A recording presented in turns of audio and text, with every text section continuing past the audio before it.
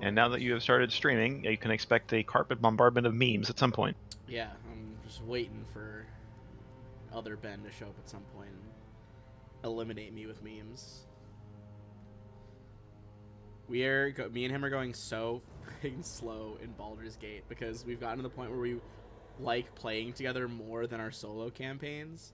So we like refuse to go farther than where we are in our campaign with our solo campaigns. And as a result, we've only just finished Act 1. Fair. Yeah, Oh, you just finished Act 1. I've even in my solo campaign, I've only finished Act 1. I haven't been like super motivated to play it, as unfortunate. Here's the thing. Time. Yeah, that's been the big thing. I just haven't had time and I haven't had energy. I've been focused more on my painting and stuff lately. And also, it's just like I love the game. I like the characters. I like how they present everything. It's just I've just not been able to get into a narrative stuff lately, other than this, obviously. But like every time they whenever me and him play, like a character will say a line, I'll be like, yeah, that was such a fucking good line. Like I don't know what it is about how they write that game, but every fucking interaction, I'm like, oh yeah, that was good. Yeah, 100%. I will say our like duo campaign right now. He started out as a different sorcerer, but he has now re-spec'd into wild magic sorcerer because I've been wild magic barbarian this whole time, and now it's just fucking chaos. The warp takes you. It really does. Oh man, speaking of, this is I guess tangentially related to Pathfinder because it's Owlcat. They released more information about the new Rogue Trader game that Owlcat's doing, and if you like give in more to the warp with your psyker stuff, your like ship like hub for your party starts getting more and more chaosy. Oh, this like spikes and stuff start showing up. Yeah, like tendrils start like growing across your desk and like shit like that. Awesome. Which is just A+. We love that. Okay. Let's get back into. I mean, a ton of really roleplay stuff happened last time. We had Shaw meeting up with his ex-captain, worrying about, Shogo Fireheart, who is still on the loose and pretty much gunning for any survivors from the Nightwind that survived the swarm attack, which made him, so famous and a hero, even though it was all bullshit. We had a meeting between Scorpio and his sister, who she really wants to be head of the company, but wants, Scorpio to step back and remove any obstacles in her way. Although Scorpio is certainly having a kind of crisis of conscience there, like, should she even be running anything? She seems not good for us, for anybody. You finally returned Tarika's daughter show, which she was eternally grateful for, and has proposed this, like, new make or break, retire to like your own personal moon level of money heist, which is to rob one of these bad boys. I'm just going to show you guys the art now as we get farther along. This is a Windfall class transport ship. Literally picked out in like gold and like so much unnecessary ostentatious shit for a space going vehicle, belonging to the Callistocracy, the Callistocrats, who have a very strange system of religious beliefs stretching all the way back to the prophecies of Calistrade on Old Galarian. But one central concept of them is the amassing of personal wealth, along with a whole bunch of other goals and prohibitions, like they wear white, they have very like specific dietary restrictions, lots of weird shit. But the big thing is they just hoard fucking wealth for this strange deistic faith they have in the prophecies of Calistrade. And if one were to steal one of these ships, which are largely automated, they pretty much can run on a skeleton crew, you'd have a lot of wealth at your disposal. So the proposed plan was for Tarika to take the Tuna to a pre-designated space in the diaspora. I mean, the diaspora is, if you want to hide something, it's a place to do it in the asteroid belt. And you guys get onto the ship, take it, subdue the crew however you can. There was some discussions like, do we just quick kill them? Do we try to hold them, tie them up? They are just seemingly mercenaries. But to get there in the first place, you guys are going to have to get onto the Horse Eye orbital plate. That was the orbital construction dockyard that you guys first stole the tuna from EdgeCore, the company, back when it was still called the Oliphant, and you took that shit right out from under them. So naturally, without some, falsified documents and whatnot, you guys would not be allowed back on there. But it seems like that is certainly possible. You guys will be able to do that. You're taking some time to prep, get settled on Absalom, and you did call up Sunrise Solutions, the company that you guys did some brief side work for in the past. And Scarlin Niz, who is your kind of liaison with that company. I'll never get tired of this bug man in a suit. But he, it's just so good. He talked to you guys about going out into nearby space because there's been an attack by Raxolite eco-terrorists, who of course are these cybernetic pumpkin people, as one does. God damn, I love them so much. It just Let me check something real quick. There's just such two different styles of comedy in these two side-by-side arts right now, with the bug in the suit and this pumpkin person with alchemical vials and syringes. But after a bunch of prep work and discussion on how to rig the tuna for either remote detonation or control in case somehow it got taken from you guys. If we can't have it, neither can they. I mean, fact. Fair. Fuck the company. Fuck EdgeCore. And the Golden League, and the Bounty Hunters, and everyone else who wants a piece of y'all. And whoever happens to be sitting on the demolition charge he put under my pilot seat. I keep just picturing those videos people put airbags under people's seats and they detonate, but I know it would be an actual explosion, but I keep picturing an airbag that just launches Shaw's the vest up into the fucking ceiling of the bridge and back down. I imagine whoever's in that pilot room is also getting fucked up as well. It's not just. Oh yeah, it's a fucking. I mean, we can pull. They have charge. Hold on, let's go over to the ship's space. That's a pretty fucking contained area. Your bridge.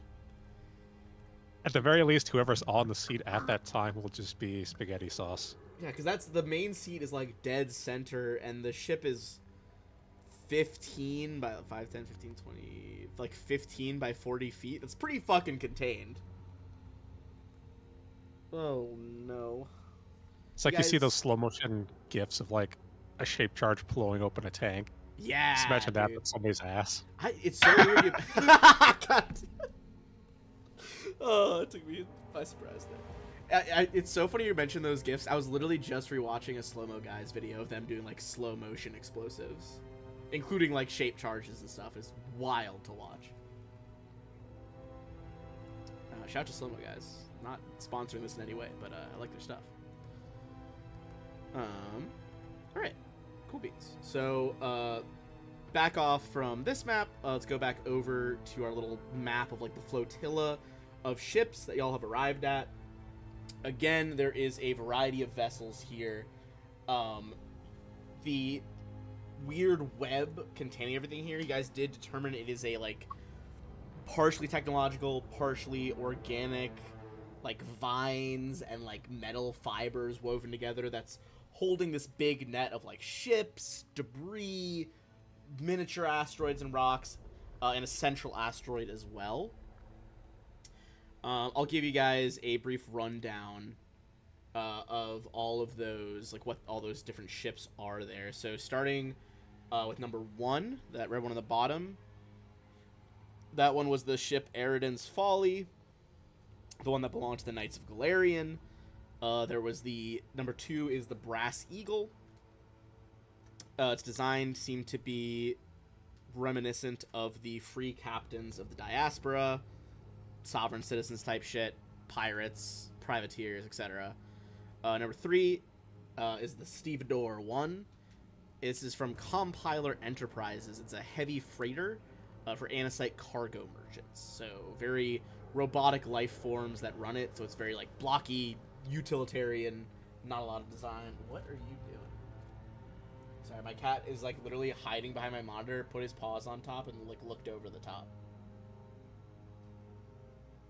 That sounds incredibly adorable. Creep.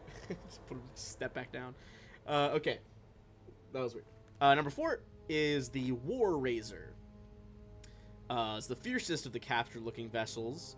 It is some sort of destroyer that has gone alterations, which you guys recognized as alterations from cultists of the Devourer. Number 5, that blue-looking ship there, is the Unbreaking Wave. It's a bulk freighter. Looks like the escape pods were notably launched already, but something's going on with those escape pods. I don't know if you guys saw them all the way through. But that's again Undine bulk freighter, so there'll be some stuff in there. 6, as we talked about, that's all the biological tethers, biomechanical tethers, really. And then, of course, there is the central asteroid. As determined last time, it's kind of just you guys are looting the place, shutting it down, making sure the eco-terrorists get put in their place. But Sunrise Solutions is offering you guys basically a 70% cut of whatever you find, as long as you return 30% margin to them. I think that's all the broad strokes of the recap. Any questions on that? Not offhand. All right. What are we thinking? Where are you guys trying to head to first?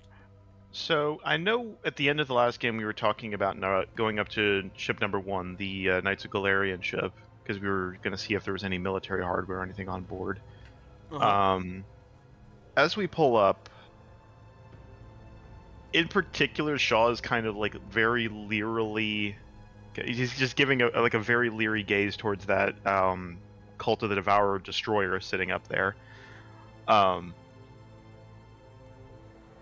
Wilco, I had an idea. I know these ships are all docked right now as far as the systems.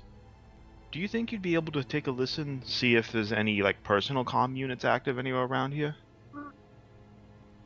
Using the science console is kind of what I would be motioning towards. Possible. I'd say You next want me to take a look? if you guys want to make a computers roll, see if you intercept any traffic. I can try that. Yeah, go for it. First roll of the session. Pretty good. Oh no, it's lagging for me. You said pretty good, but I don't see anything. It's okay. It's because I tried to open a sheet right as you hit roll, and now the roll 20 is like, how dare you attempt this? I think it's because I've crammed this game full of so many handouts on the back end that it's just like, yeah. I might just start archiving some of the previous books to free up some space and clear up your guys' menu a little bit. So that's why I've tried to put them all in folders, so it's a little bit less ugly when you guys look at it. Okay, 20. That's not bad at all. All right. So, you pick up a little bit of radio traffic. Most of it seems to be coming from the central asteroid.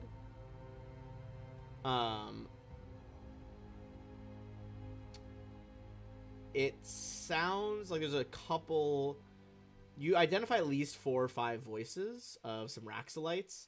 They seem to all be talking back and forth to someone named Taraxa. She seems to be the ringleader. There's a lot of references to the biolab inside the asteroids, as well as they just call them the pods in the Unbreaking Wave, the blue ship. On the what? In the Unbreaking Wave. Oh, the Unbreaking Wave. Okay. Yeah, the Undine ship.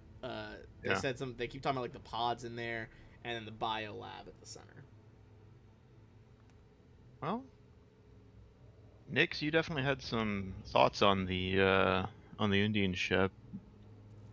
Do we still want to start with number 1? Do we want to, or I figure we got a couple options. I mean, if it's so, no, there's no traffic coming from any of the ships as far as we can tell.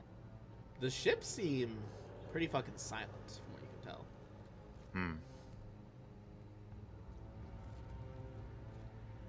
Still pretty nervous about that destroyer. Cult of the Devourer is an awful big fish to be landing even for eco-terrorists. It's fair. Yeah, I don't know, guys. It's like Concern. everything's a bit too quiet. You know what I mean? Yeah. So I Ben, almost wonder if just going to one of those ships is gonna be hazardous on its own. probably. Ben, I have a quick question. Yeah, they don't. Is this like a so for these ships to be caught? Is this area like a major shipping lane or something? Yes, it's near one of the drift lanes. So drift travel, you can technically go wherever, but there are like specific drift lanes that are like so often traveled. Like there's one from like the Pact Rolls to the Vescarium. I think it comes out near Vest 2. But there are areas that are much more frequented because it's less likely to have an issue happen during drift transit. How much of a hassle would it cause if we fired up a signal jammer? Hassle for who? Passing ships, is that likely going to get us, annoyed by the stewards or something? Probably not. I mean, if anything, it's gonna stop this. Like, they're broadcasting a signal, so why ships keep, like, some of them keep investigating. You'd be trying to block their outgoing signal, which might be worth it. I'll look over. Well, we could set up the signal jammers, start working our way through the ships, or we could try and clean out the central asteroid first. We've got a couple different options. Well, if we clean out the central asteroid, we might have to deal with whatever's ships. Yeah, I think we start where we're starting with ship number 1. We've already with what was it with the not the Galarian craft. Hopefully, we can find some useful hardware on board. Wait. Then honestly, I think from there maybe we work our way inward and just go straight to the root of the matter. Better that than playing hide and seek with them on all these ships. I was which ship do you wanna take? Because you talked about wanting to take one of them. Well, so out of character, I was doing some research on that. I had dreams of making off with one of the bulk freighters. Unfortunately, they have a minimum crew requirement of like 6, so that's not really going to work unless we big find ships something usually that have works a for it. minimum. That's one of the reasons Tarika pointed out how weird it was. Like that's how advanced the Callistocrat ones are. Mhm. It's like they have like a crew of like 5 or 4. Which Yeah. is extremely small for what they do. Yeah. So of the ones that we could take with a single pilot or with SB, it would be ship number 1 or 2. It would be and honestly, if we're taking one for salvage, I would probably take number 2. Mostly because I don't want to be trying to auction off a Knights of Galarian ship. I don't think they'll take too kindly to that. Yeah. If that's the Mhm. case, then I think we should start with 2. Okay. And I think investigating 5 might make more sense before we go to the central asteroid. Especially if we're that makes good sense. Yeah, especially because that might just draw some of the Raxolites over, you know? Shaw nods. That makes good sense. I think maybe we go ahead and fire up the signal jammer. That way we can keep other ships from getting entangled while we do on our work, and hopefully keep other salvages from getting up in our business. Okay. So I think if you all are okay with that, I'm not trying to be just run the show here, but I just want to make sure everybody's good with that because I mean that is going to kind of broadcast our presence a little bit. Sort of like both in and out of character, I admit that I'm not very tactically minded when it comes to this sort of thing, and I trust your judgment. And Scorpio, he's like, hey man, you're my best bro, and I trust you. If you think this is a solid plan, I'm right behind you, Captain. Producing variability seems like a worthwhile investment, even if it means we're going to have to deal with a little more aggression from the get-go, right? I'd rather deal with that sooner than later. Yeah, exactly. I think in that case. Okay. Okay, Go ahead, Ben. I was gonna say, have you guys played Star Wars Republic Commando? Long time ago. Okay. I just keep thinking about the mission where you go and are exploring a derelict Republic ship, but Yep. Oh God. Yep. it scared me Nearly as a youth. getting the particularly the animation where the droids are trying to drill through your helmet and mine your skull out. Yup. Okay. Well, in that case, if we know there's activity on the asteroid number 5, let's start with number 5 then. Are you all good with that? Yep. Scorpio will make sure his hand cannon's loaded, his laser pistol's fully charged, and his tactical hand axe is nice and sharp. Holster is up and all right, let's roll. All right. James, would you be willing to go ahead and fire up one of the signal jammers? Yeah. James, you firing up that signal jammer?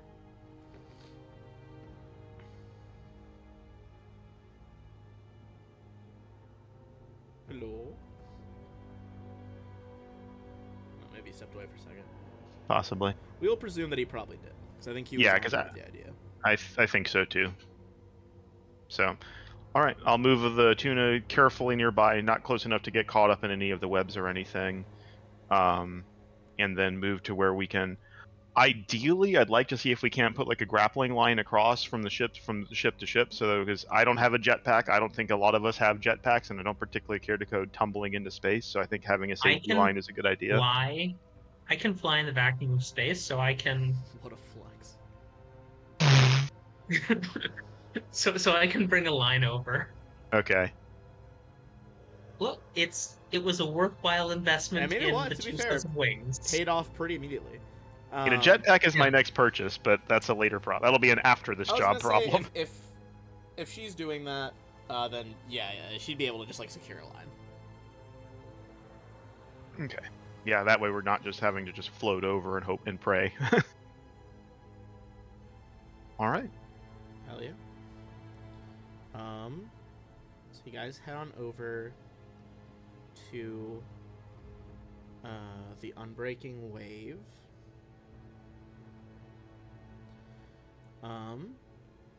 As you guys are going through, this one's a bit more theater of the mind, but you see that inside it's blue metal. There are lots of underwater motifs, seemingly references to the plane of water.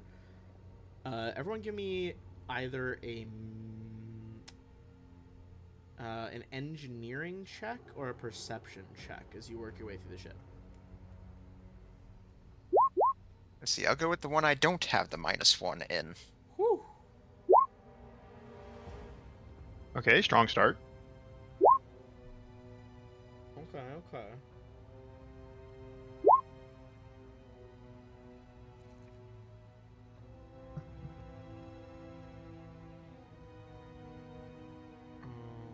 Right. So, let's start with the perception check. It appears that a lot of the ship tech in the cockpit has been mostly untouched. Shaw, I guess this is an engineering check.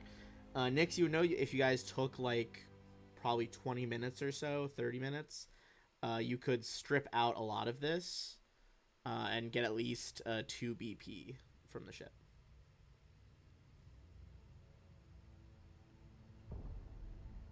That seems... On the perception check, Shaw, you see that where they did launch the life pods, the crew of this ship, it looks like they've been fully replaced now with biomechanical versions. They look more like seed-shaped pods, and very clearly don't match the aesthetic of the rest of the ship. You think this is presumably an escape vector for the eco-terrorists.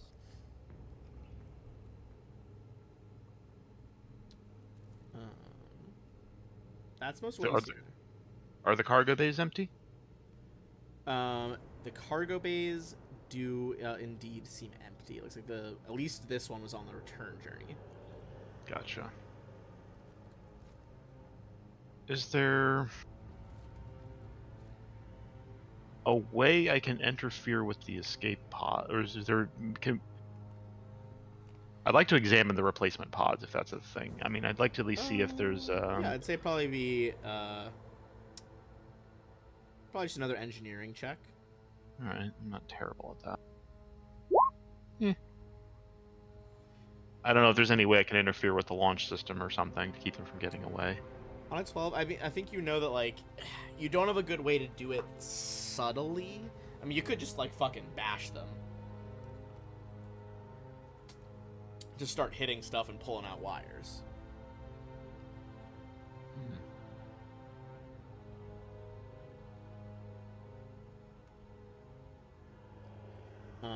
But I'd say on a 12, you don't know how to do it subtly, at least. Fair.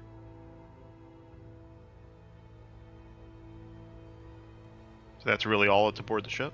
Yes. Well, I mean, I had 2 BP. That's something. Yeah. Alright, well, we can... You guys want to go ahead and... strip it out, I guess? Up to you guys. Do you want to spend the 20 minutes to do it now, or are you coming back to it? I think we can come back to it, I guess. Excuse me. Or either way, what do you guys think?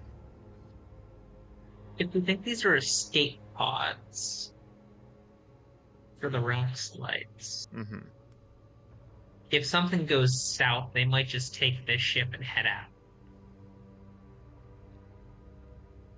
Possible.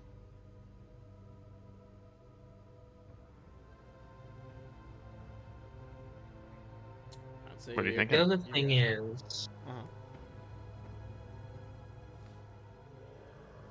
if they feel the need to put in escape pods, that probably means they're doing something that will require escape. Fair. Reasonable. And I'm not sure we'll want to be around when that happens. So, Do we just want to like sabotage their escape pods? I Are you looked trying to into be that. subtle about it at all, or just fucking ripping vines and wires out of there? I think we might be able to like dismantle them stealthily. Okay. I would say be one last engineering check to just like start taking things apart.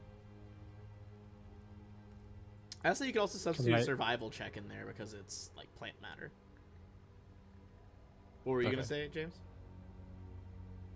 I was gonna say if Refine wanted to do it, I could help her with the engineering, but I might just make my own survival. Okay. Either way. let's see which one works. Maniac. Oh my god. Just start pulling things. Just take out like a knife, start just casually cutting different vines that use like lights, bioluminescent, begin to flicker in the pods and just like smoke a little bit.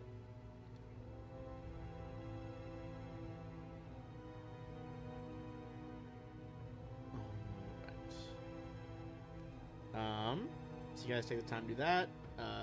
Add those 2 BP. And then where are you headed to next? It does seem to you guys that like the netting that's capturing stuff here isn't like overly, it's not going to capture something as small as you guys. You could just pull yourselves along the vines essentially from ship to ship. Go ahead and move towards the center, you think? Wanna hit the ship we want to take before we hit the center just to make sure it's empty. Okay. We can do that. So what ship? Number 2, I think. Is number 2 is the one I think we were going to try and make off with if we can help it. Yeah. Because I don't want to be stealing a Knights of Galarian ship. Okay. Yeah, no one cares for still pirate ship. And I don't think we're going to be taking the time to necessarily, salvage things. I think we're just checking to make sure it's empty and won't go fly off somewhere the minute it gets loose.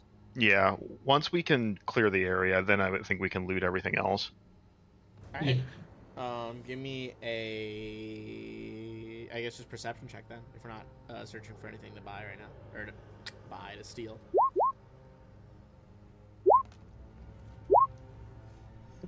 And once again, easily distracted Scorpio Sky does not notice anything. Good Have you ever I- passed a perception check? Not yet. It's part and parcel of being a himbo. I just imagine, you say it's like a pirate ship and you just hear him in the background singing like, yo ho ho, where you bought it from? Just, like looking for like old like wooden treasure chests in the hold. It looks like it has whatever free captains were in here did put a bit of a fight. There are scorch marks from various laser shots around here.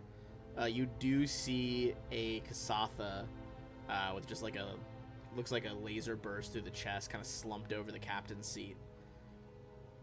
There are still crates in here that might have some stuff. It looks like a lot of the stuff was stripped out of here already, but there is still some usable equipment. The ship itself seems to be working order, and you don't see any evidence of any crew around who are like ready to take it. I mean, we can clean it before we sell it, right? Sure. Sure. Just think, it would sell for more money if it didn't come with the dead body. I'd say that's probably a fair bet. But yeah, if you're not taking the stuff from there. I think we'll start working our way inward then. Yeah, Toward the asteroid. like that plan. Mm-hmm. Okay.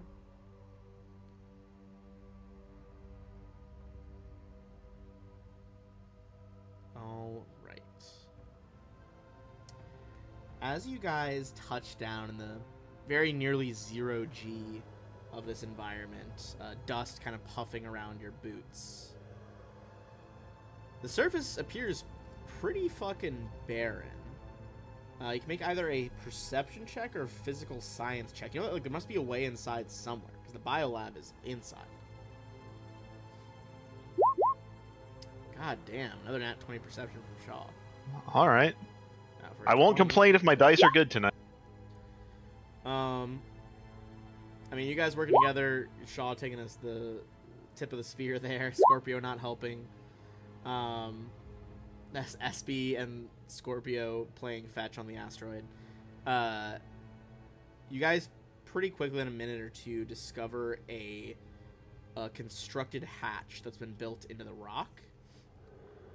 Pretty noticeably, it is designed for like small or tiny creatures to fit through. A medium creature could fit through. They would be squeezing to get through the door. So we should maybe send SB with the camera first. Seems reasonable.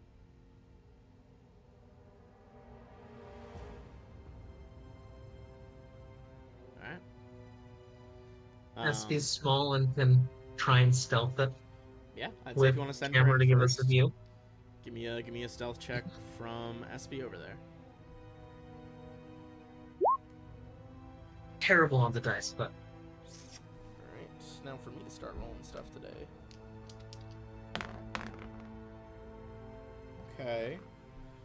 Not spotted yet. SB makes kind of like clanking very quietly on the metal down a what it looks like a 150-foot long corridor. Notably, once you're kind of farther in the asteroid, at that point, medium creatures would be able to stand and move normally, although large would still need to squeeze. Deep inside the asteroid here, you see up ahead Taraxa, presumably, as the rest are deferring to her. We're just going to use the... Taraxa does not have official art, but she is going to be the default Raxolite art. You see Taraxa directing the other activists here, working on some sort of much broader looking machine. You see a couple of them she's kind of shouting at to get the signal back up. As you guys have already jammed their outgoing signal. if you guys are watching SB's feed, give me either a engineering check or a mysticism check to see what the fuck they're doing.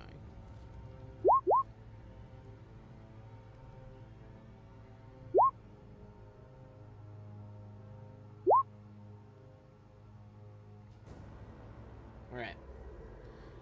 James, for mystical reasons, or fine for engineering-based reasons. You both come to the conclusion, it looks like the Raxalites are working on... looks like they're using nature magic to help complete it, but they are constructing some sort of biomechanical engine here in the lab. You guys would know that this biomechanical engine must be a prototype and is likely, like, one of a kind.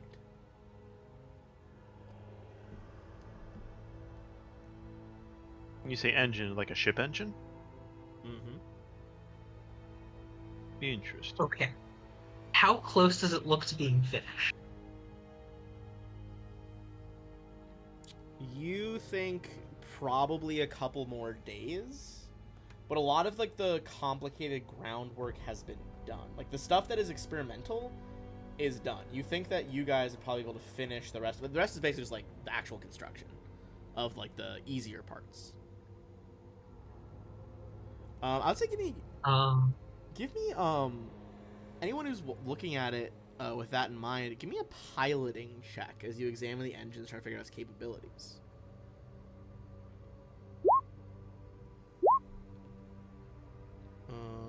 Anybody clear 20? Yeah, 20, 24.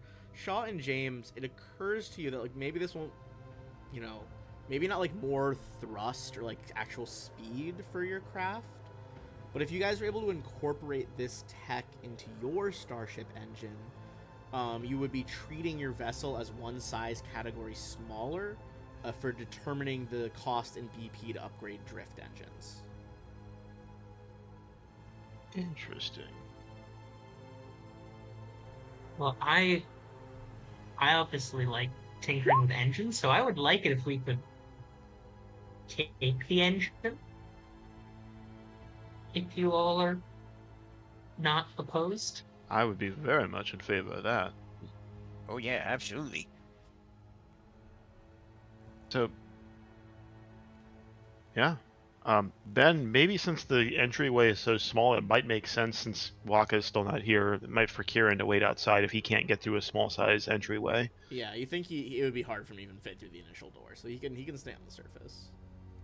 Want me to try and sneak up ahead and pop some of them before we should? I was wondering, Ben, Go on. are they able to be sniped from outside? Like, are they in view from the door hatch thing? No. So the hatch is like, imagine like hatch, ladder, into an 150-foot long hallway. Okay. Door at the end of that hallway, room where they're building the engine. Okay.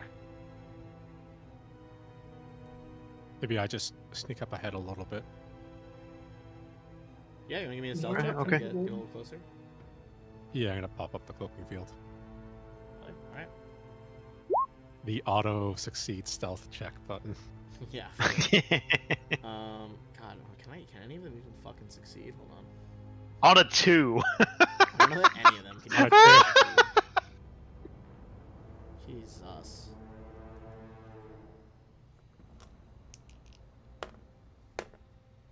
Not even fucking close. What was our modifier? Theirs was extremely little. Hers, as a higher level Raxalite researcher, or is she a? Oh, maybe she's a bioengineer actually. Oh yeah, bioengineer. Hers is like plus 15. Not even like really good, but they rolled atrociously anyway. So did I. Yeah, I mean, Jesus. Maniac. Okay, so you can see that there's her, the leader, and then it appears that there are 6 more like small researchers. How far behind the group am I? How far ahead of the group am I right now? To get a clean shot on them, I'd say probably at least 80 feet. Okay. Would they be able to move up a little bit further without being caught, or would they need to make stealth checks as well? They need to make stealth checks, but they wouldn't necessarily be as hard because they're not getting as close as you. Maybe just scooch up a little bit, guys. Yeah, my stealth's not terrible, so. And I'll just hold a shot in case any of them start getting alerted. All right, Shaw will move up. I'll move up as well. And I shall take up the rear. Let's see, we got I am not rolling great today. 16, 16. Did you roll? Oh yeah. You did. Yeah, neither am I. I'm not seeing yours yet. Yeah. Did you roll your Scorpio? Oh, just 1 second. Oh, okay. Right. See how. All right, not too Yeah, bad. I'd say you guys can get within. Okay, so you move forward 80 out of 150, so you're 70 feet away from them. I'd say the others get probably like 100 feet away, and you're 70 feet away. So it's a 30-foot gap between you and the party, 70-foot gap between you and the targets of the snipe. Shaw's gonna unhold to ready his weapon as well. Okay. Is the agitator. Yeah, sure. Yeah, already one of my sniper weapons. I'll fire a shot at the lead. How close is Espy, by the way? Aspie, I imagine, is just like in the room with them. Okay, probably just like on the roof or something. Yeah. Okay. I'm gonna use a small part of another map I have that has hydroponics. So we're just gonna pretend that the hallway is extending out past this. Give me 1 second to move you guys over. But One of these days, I'm gonna roll a nat 20 on these surprise checks and just delete something. all right. So basically, if you want to put yourselves on like that left side, we'll just know that they're like James. You're 70 feet away from the targets. Everyone else is 100 feet away from the targets.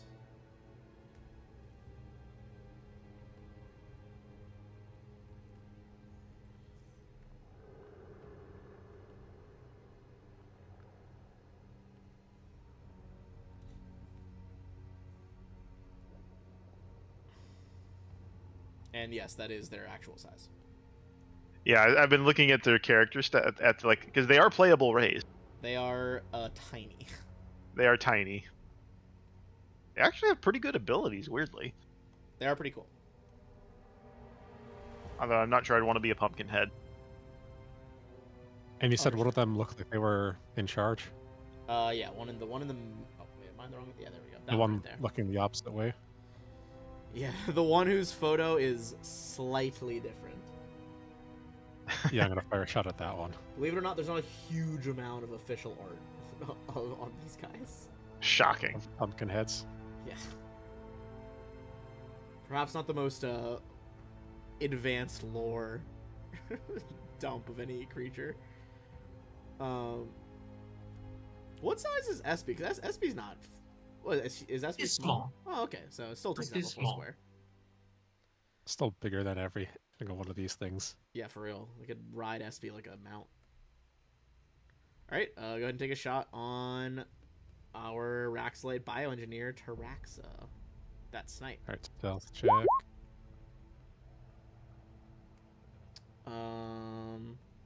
Is there any other bonus on that right now? No. Okay, let me double check. I think that still beats her 20 plus CR. You are still good.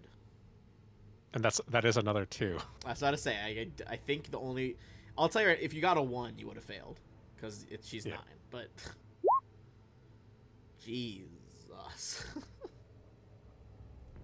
Oh. Alright. Bolt sails through, punches a hole in her like plant body. You see like the writhing metal system, the LFD they have inside of them. And she staggers back and it's just like, intruders! And we're gonna let me clear our initiative order. But that looked like a pretty devastating opening hit. Let me remove our old turns. You mean to tell me that James unleashed a devastating opening salvo? What heresy is this? I know, how unlikely.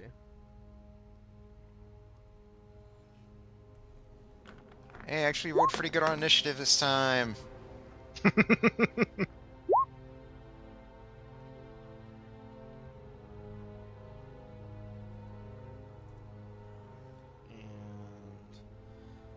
do just the regular researchers have? Probably like fucking Garbo, yeah. I was correct. It is Garbo.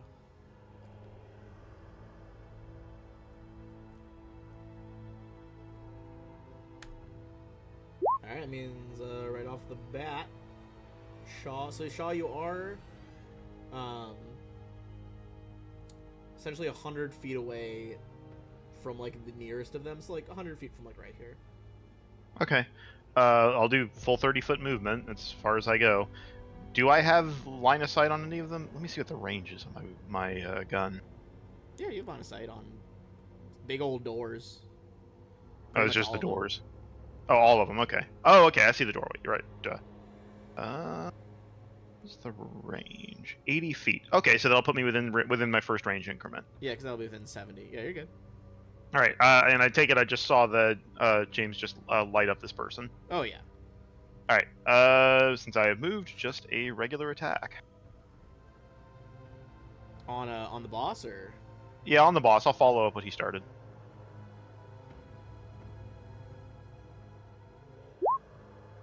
Not bad, if it hits. 16 versus the bioengineer, flat-footed. EAC that does hit. All right, that was a terrible roll, but hey, I'll take the good damage. All right. She is going to move closer. And she's like, researchers, to me! But she will take the moment to act before they get to her.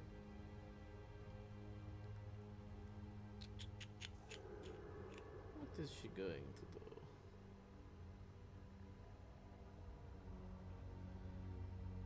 do? She is going to level a pistol. Actually, let's see, how far does this other thing reach?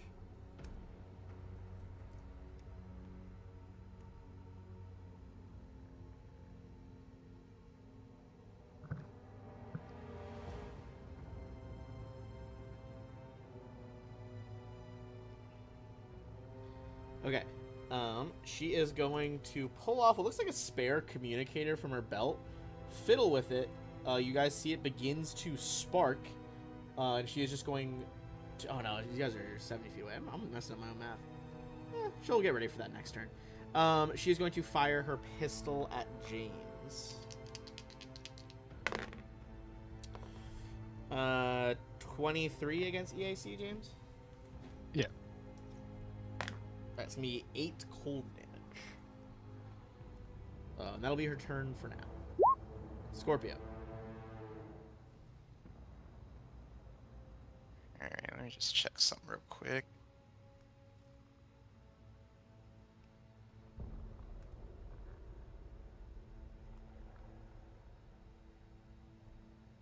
The red line I'm putting on the map was when we first started. That was like the 70-foot mark for James and a 100-foot mark for you guys. Gotcha. Alright. She is within range of me because my laser pistol does have a range of 90 feet. Okay, so I'm going to move you Here. up 1 because you and James are both at 70 right now. So Okay. It should be like equal, if that makes sense. Sounds good. So you want to go ahead and move forward a little bit. And then, yep, I'll go ahead and take a shot with my Aphelion laser pistol at leader here. What? audacity. I go for it.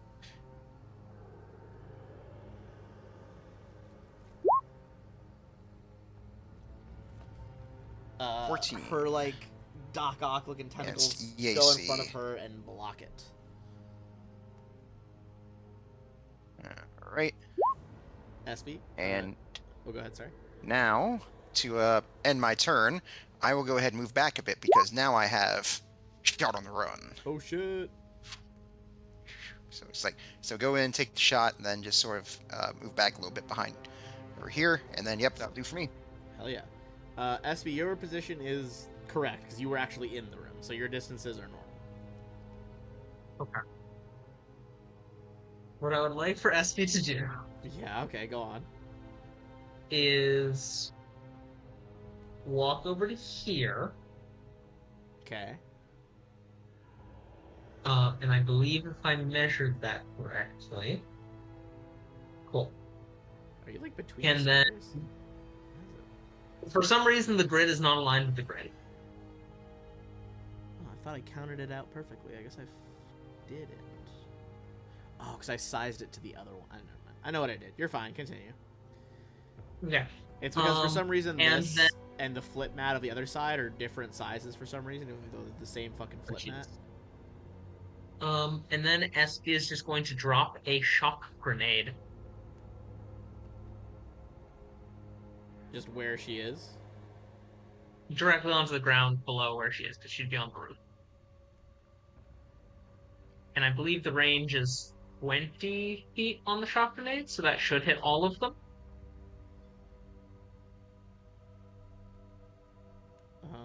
That should hit all of them, yes. What is the reflex save?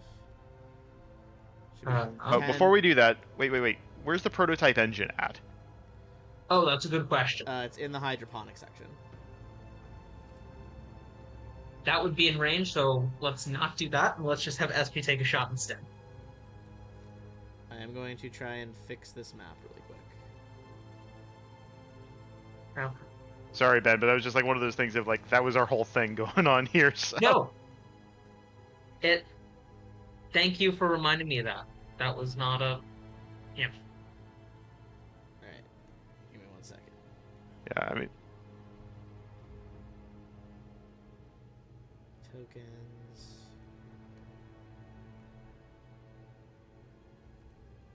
yeah, because I try to avoid the metagaming and stuff, but I was like, that was our whole reason for coming in. Nah, you're good. Wait, is That- that right? 1 second. No, it's good. It doesn't hit the hydroponics. 20 feet from SP doesn't hit the hydroponics. Oh my god, why can I keep hitting hide areas and it does not want to let me do it. There we go, Jesus.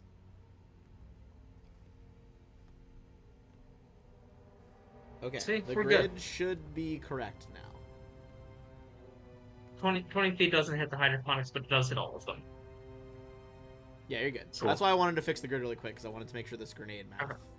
was correct. Yeah, because I'm considering a grenade for my next turn too. So, Alright. although I Just- will try not to kill SB. is Alright, the remember thing. grenade save is 10 plus half grenade level plus dex mod. So what is it for you? Right Plus- now?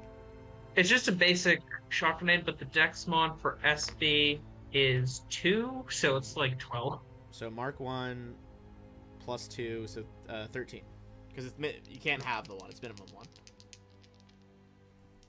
Oh my god, I need more. Alright. Is this getting the big boss as well? Oh yeah. Okay, so I'm gonna do the top 3 people first. The ones above SB. Left, middle, right. Pass, pass, fail. You wanna roll damage on the thing? Yeah. It's Should be a D8 if it's a Mark 1. yeah, I know. I'm stuck dealing with Excuse me. the new roll 20. I don't like it as much. But that's fine. Alright. I am also using the new. I like it so far, but it's taking some getting used to. Okay, so it would have been 4. So the 2 that pass will have that to 2. And the guy on the far right will take the 4. Alright, bottom 3. Left, middle, right. Weirdly, again, pass, pass, fail. So 2 to that one, 2 to that one, 4 to the bottom right.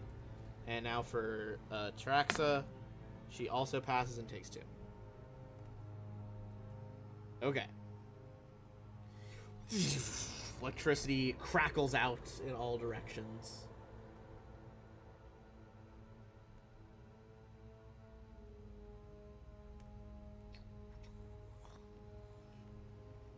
Okay. That is going to be SB, so James. I like that little effect there. That was cool. Yeah. I wish, it bugs me that it doesn't show up on the stream.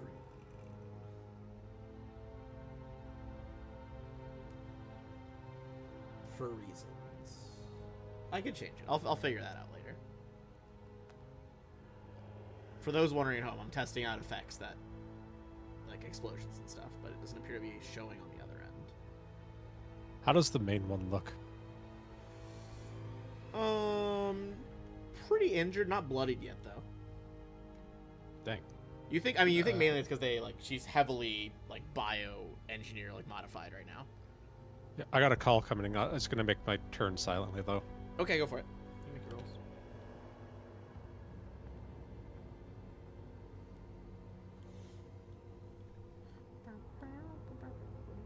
Charge in my attack. Yep, that'll definitely trigger sneak attack.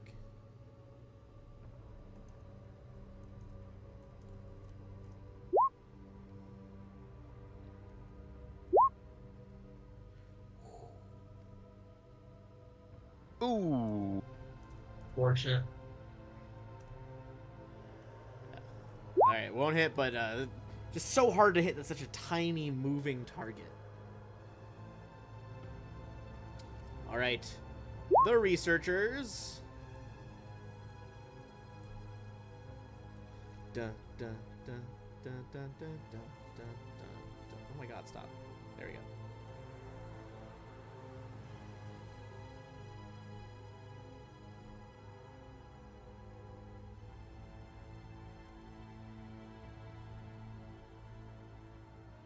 Alright. The pumpkin people begin to hold on to each other's tentacles and form into a horrifying Voltron-like construct of plant matter and mechanical limbs.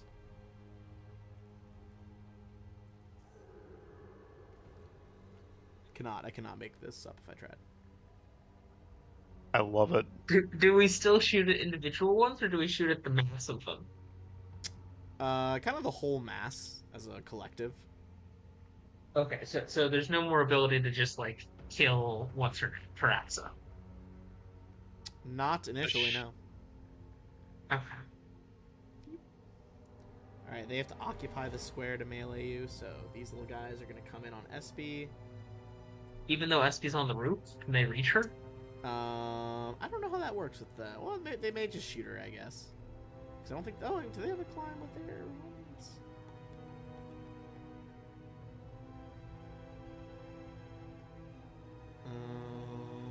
Okay, these ones do not have a climb speed.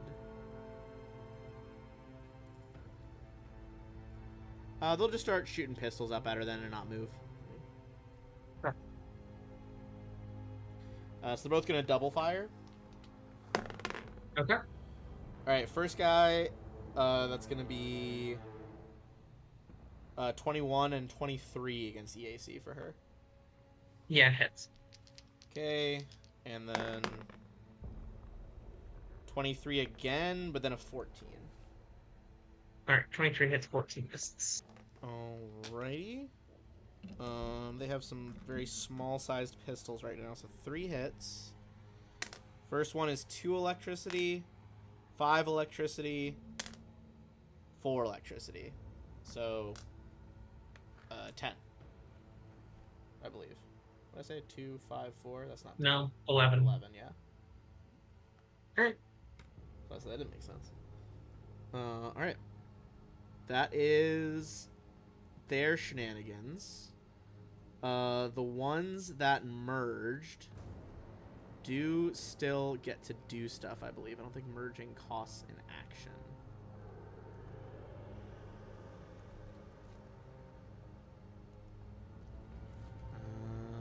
Merging. Nope, they just have to share the same space. She's now functioning as a medium-sized creature instead of 5 tiny creatures. So they are going to just shoot a volley at Shaw with 4 more laser blasts. Or these ones are going to be crinkling with ice, frost blasts. Okay, so EAC? EAC for sure, yeah. Okay, so not 1, then 15, Miss. then 24, Miss. and last one misses as well then. Just a Yep. peppered in EAC of small pistol shots. EAC is 26 now. Oh boy. Refine. From your position, you're Right. currently 100 feet away from the line, so 95 feet away That's from them fine. right now. I'm gonna use my move action for my sniper stuff. Gotcha. For the sniper to give the extra range. And then I will shoot, and I'm using the diaporams. Oh fuck.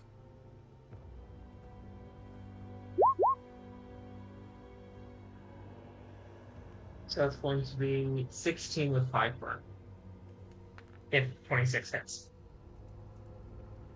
And it should be KAC.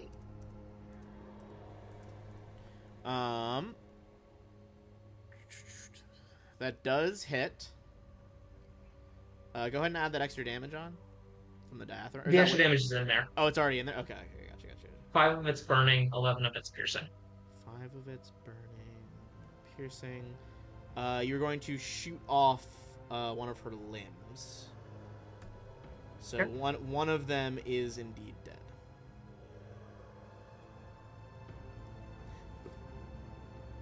Shaw. All right. Shaw's gonna move forward and. Oh, let's see. My strength. So I have a. Oh right, my grenades have a longer range because I'm a bombard. Oh yeah. Um, You're gonna eat those suckers. I'll look to refine. How hurts SB? And I'll tap the grenade on my bandolier. Is she gonna be okay if I do She'll be this? fine. Yeah, she'll be fine. Okay. So I'm gonna move forward 30 feet, so I'll be within 40 feet of him. Yep. Move up 1 square, just make that like 40 feet. Yeah, just Makes visual- you like a just to 30-foot visualize incline. it. Which will because my strength is +3, so my that makes my range increment now because of bombard 35 feet. Jesus. So it's still within outside. So I still will be at what, a -2 because it's to outside the first range increment. I don't think thrown weapons have range increments. I think that's just your limit. Oh, so that I can't do it yet. All right. Well, I mean, you can. It would just land right in front of the conglomeration.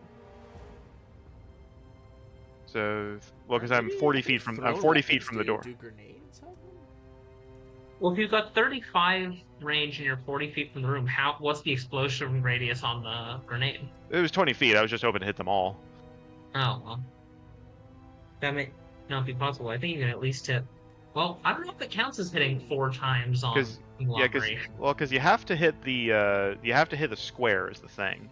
Because I've been looking into this for like if I get a plasma cannon Yeah, or it's something. basically like an AC 5 to hit a square, but if you fail, it lands in a random location. Up to you, Ben. Okay, it looks like I don't think that you can throw them another range increment, so it would land in terms of real map distance Basically, right at the feet of the big one. right there. So yeah, it wouldn't get the other 2. Okay. Unless you happen to roll a nat 1 or a 4 or lower, which would make it have a 1 in 9 chance of landing here, which would then get everybody. I'm not about to that. Ben, you know me. How much Yahtzee do I play? And it never goes my way. I mean, this like you're hoping. I mean, hey, it's hoping for failure. Okay. I'm gonna go ahead and chuck it anyways, just because it'll do a lot more damage than my gun. Okay. I'll go ahead and toss it, and I'm not too worried about the 2 spare researchers, and I'll chuck it at their feet where it won't hit SB as well. So, because basically at their feet, right in front of them. Okay. Yeah, so I can hit it right at the edge of the doorway where it'll get them. It won't hit us, and it won't hit SB. Yep. So, grenade out! And what grenade, pray tell, are you chucking? A Solar Flare Grenade Mark II, which also has some interesting effects on cybernetics and constructed equipment. It does indeed. It can fuck with them. Okay, so Mark II. Thrown. So it lands, and they have to make a DC 16 reflex save for half. Yep. Okay. Max damage on one die, minimum on the other. Alright, okay. Blue dice is her, other 3 are them. She passes, the front one passes, the back one and the bottom one fail. And I think because of the electric grenade, that's going to mean that the back one and bottom one just get taken out instantly in this flash of like fire and plasma. Whoops, let's do that. Yeah. I mean, it doesn't matter since they're dead, but if they fail, they'd be staggered for 2 rounds. It's like actually hard to drag these fuckers around. The front one, just in front of her, is alive, although definitely bloodied. And she will also pass. Let me see what this is going to do to her LFD system. I think it's only if she fails. I think it's only if she fails. I think you're right. Oh, they also have to make a fortitude saving throw against that effect. Okay. Functions are suppressed by number of rounds according to grenade's type. I don't think it counts because it says technological objects that use charges do not use charge. Oh, technological objects that use charges but are powered by electricity. Okay, never mind. I mean, it would affect her gun at least. Yeah, true. She does fail, so her weapon is losing its battery right now. That's a terrifying grenade. Oh yeah, those things are fucking scary. Solar Flare is like one of the better ones in my opinion. As this like fire and electric damage rips through the research room, she is going to throw her hands and appendages up in the air. And Taraxa is like, wait, let's talk about this. I don't want any more of my people to die.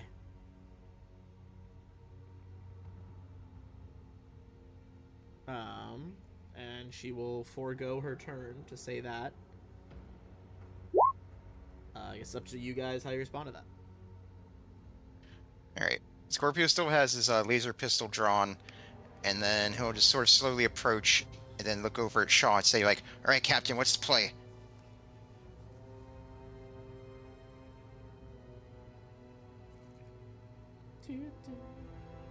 Alright, Shaw. We smashing pumpkins or not? I could go for some pumpkin pie. That's so horrifying. That is so messed up. Also, now, like, it would definitely have, like, bits of metal in it, right? Like, you take a bite and it would, like, crunch a tooth. Why would you load me up with that image, Ben? Sorry. Like, we can't be the first people to make pumpkin pie jokes about these people. There's no way. Oh, you're right. That doesn't make it any less horrifying. Shaw, look. They agree to get the hell out of here, and I'm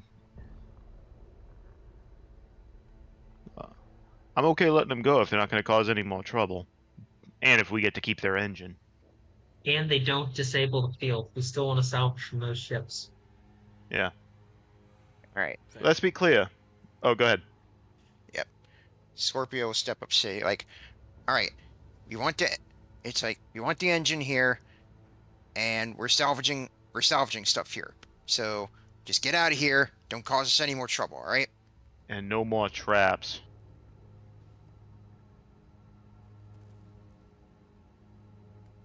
Alright. No more traps. I promise. Because let's be honest here, for eco-terrorists, if you're protesting pollution, you made a hell of a mess outside. Look, those ships were bleeding other kinds of pollution. We've stalled them here. They're not running anymore. With a bioengine like this, we could just move the whole flotilla as we wanted. Well, unfortunately, this is what we were sent to do. Move along. They'll definitely start to head out.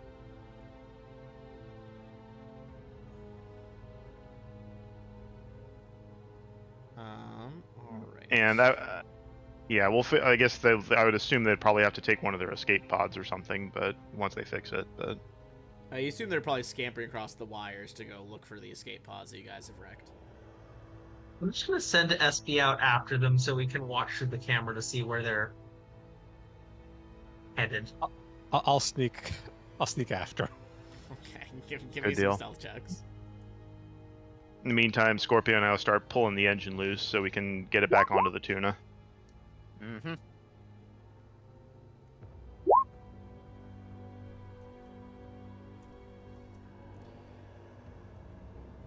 Alright. I mean, you guys follow. They run over to the escape pods as fast as they can. They see that they're busted up, and it looks like they're just, like, taking the time to, you know, they're trying to repair one of them to get the fuck out of here. Are they frightened? Oh, yeah, they look scared as fuck. Like, a bunch of them are just laying dead in the other room. They look terrified. Good. These ones, we'll have to regroup somewhere else. This is too much. We shouldn't operate so near the Absalom tracks. She's like, I know, okay, I know. Just like yelling at her subordinate. Did we get her close at all, or is she still? After that grenade, she was bloodied. I don't think I said that, but she was bloodied right after that. So yes, for sure. Let's bring us back out to the flotilla. All right. Nice. Well, with that, I think we would take our time slowly and just loot our way across the whole flotilla. Assuming it's all safe. Yeah, as we go. I mean, sorry, good point. Where though. Yeah.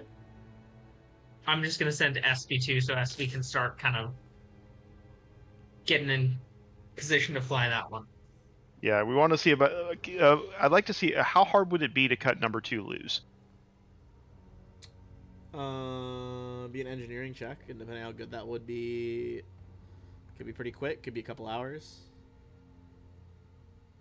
Can I assist you with that? Yeah. Okay. That does assist. You think like probably 30 minutes. Just to make sure you're not like damaging the hull while doing that. Cool. And then we'll go ahead and I think we'll loot number 2. Oh, go ahead. While you all are looting the ships, I work on picking up the engine from the asteroid and cutting out the ship. Yeah, and then also we want to see if there's anything else of value in the bio lab as well.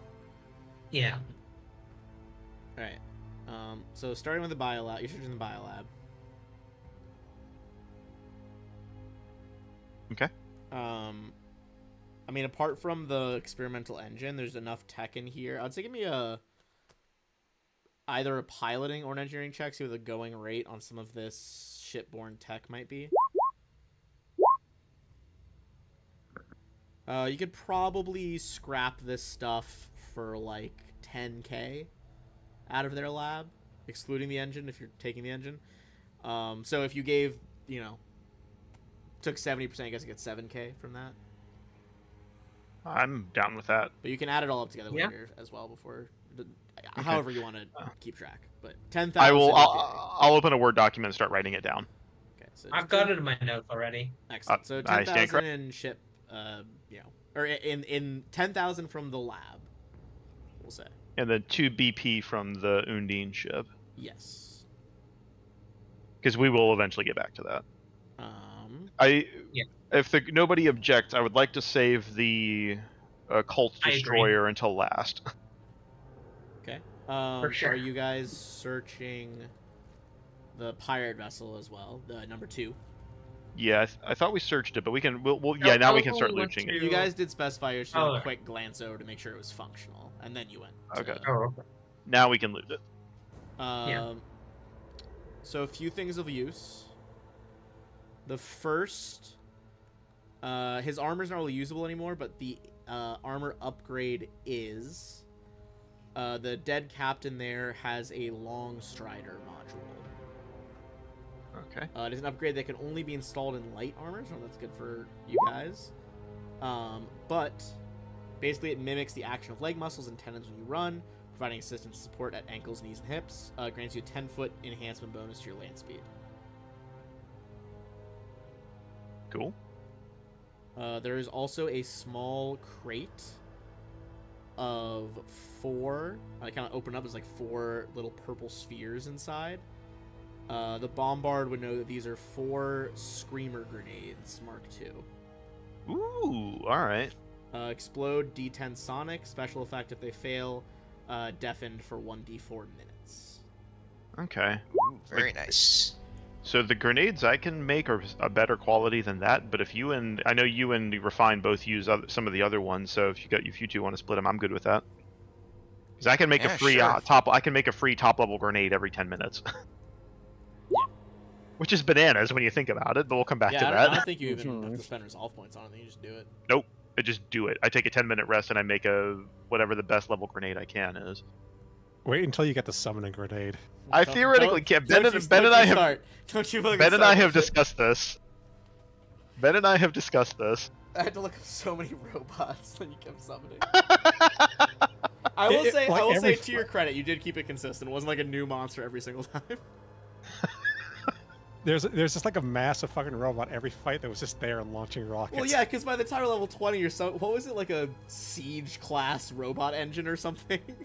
Yeah. It literally looks just like a robot face with a giant plasma cannon on, like, 2 treads. I think summoned it's something huge every size. fight that would TPK us in a heartbeat. Yeah, oh my god. God damn it, Boz. Not the old party, this party right now. Yeah. Oh, yeah, no, it wouldn't... You guys would have lived through it as Celosia crew, but the grenade that you were summoning would wipe the party we're playing right now. I believe it. Well, let's see. Considering you were in what? Like the... Yeah, 50 just yeah. AC. Yeah. It's Oh. like, Yeah. There was Insanity. like parts where we'd be like, I would be throwing creatures at them, and it would be like a gargantuan-sized sentient mushroom colony that bends gravity around it. I'd be like, okay, I can only hit them on like a 19. With just like a fist the size of like someone's fucking car. Oh Jesus. Okay. All right, There's but yeah, also, I will. as you might Go imagine ahead. with pirates, some cred sticks laying around. Approximately 3,000 credits in cred sticks. All right. That's all there is in there. Like I said, I'm more hoping we can like pawn the ship itself off for salvage, but that's for later. All right. I think let's go to number 1 next, because I feel like a Knights of Galarian ship might have some more military hardware on board. The Knights of Galarian, it looks like they probably took a small escape pod that functions as like a shuttle out Okay. rather than...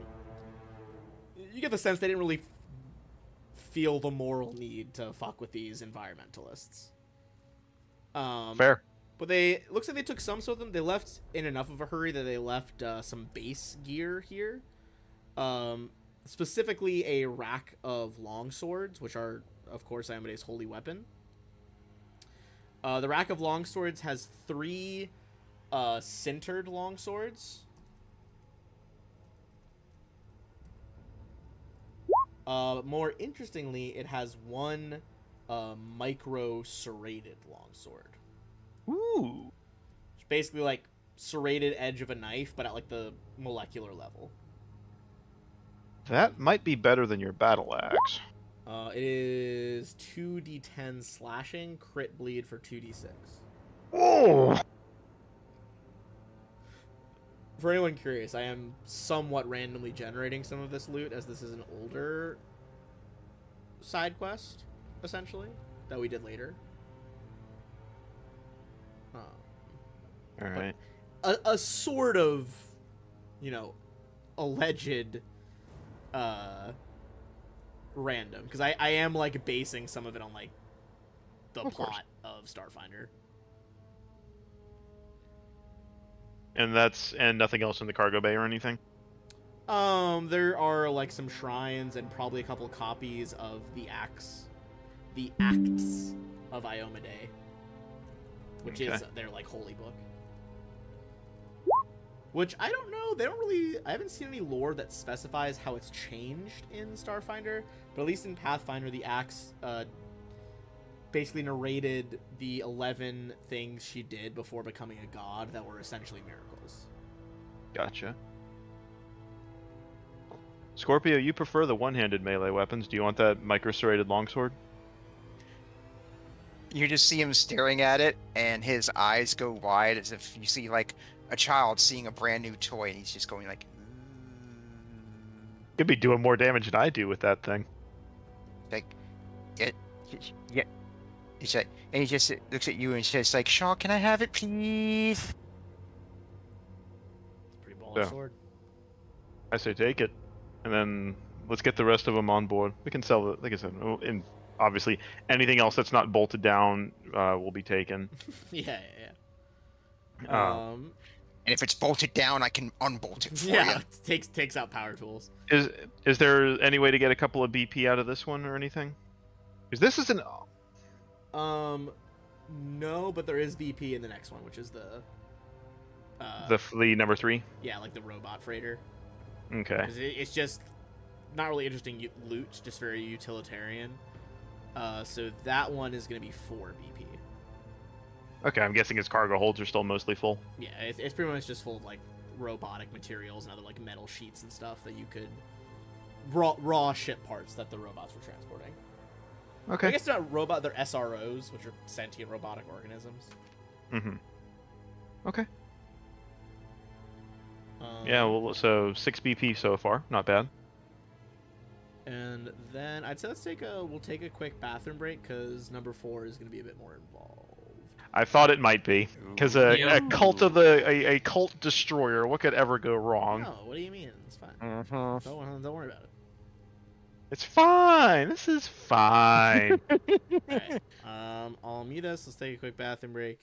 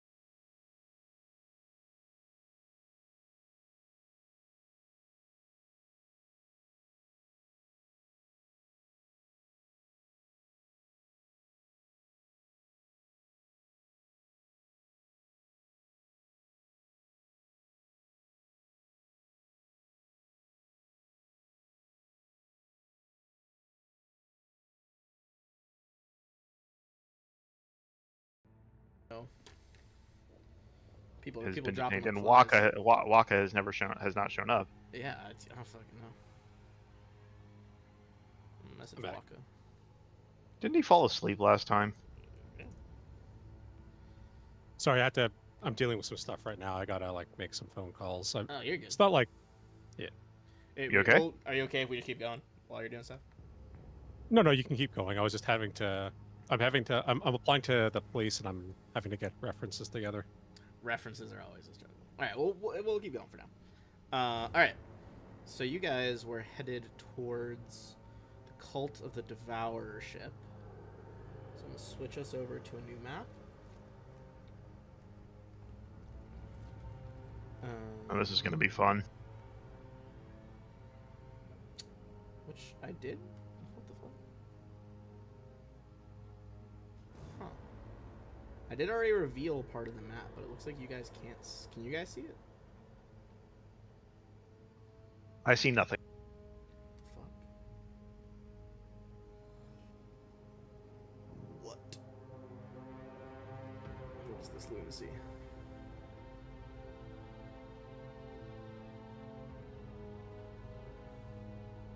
Okay, reset fog of war. Reveal areas.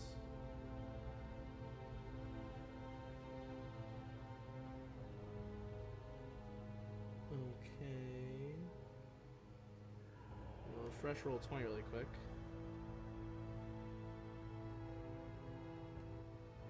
Because you guys should be able. Oh, whoops. Rejoin as player. Otherwise, everyone will see all my secrets. I mean, an all-black ship in the inside of a Cult of the Devourer ship would make sense. Well, it is supposed to be dark in here, but not like.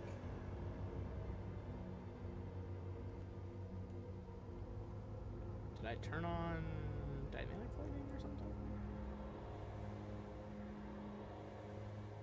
Turn off dynamic lighting. Okay, well now There that's we go. everything. Hold on. Turn on fog of war. Okay. Can you guys see that entrance hallway now? Yes. Okay, I don't Yes. know what the fuck that was.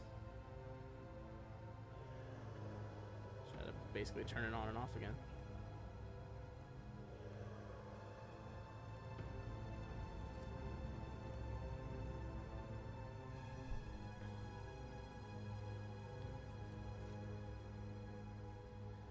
All right. You guys begin to board through the airlock of the War Razor. The War Razor seems to have a lot of creeping vines around the entrance, plants growing out of the nooks and crannies. The door in front of you does appear to be locked, though. Your computer's checked to open it.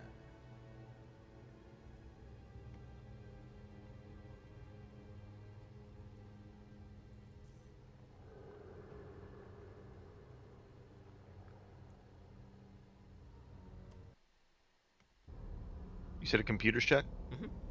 Whoever. Whoever wants We're to. fine. Would you be able to do that? Yeah. Can I aid? Yeah, go for it. I have no computer's ability. That will most assuredly work. Well, you would have better than my -1.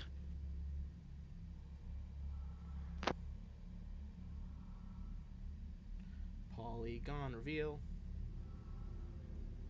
Oh, is your computer's -1? Yes. Mine's 0, so not much better. Mine is 17 when I have physical access to a thing, and 16 when I don't. I am an operative, so mine's a 15. There you go. You guys make your way through the door and see. Look. I'm impressed that I beat you out at all on anything. I Wilco's. think I have to roll like a 1 for anyone to even hope to beat me on a stealth check. I mean, it's an operative. I mean, rogues are supposed to be a skill jack. Oh yeah, for sure, for sure. Notably, fairly neat bridge, or not bridge, entryway. Seems like it probably was used for reception at one point before the cult took it over. But is now, girded with creeping vines, and most notably some blood stains from the northern door. Can I take a listen to see if I hear anybody moving around? Yeah, go for it.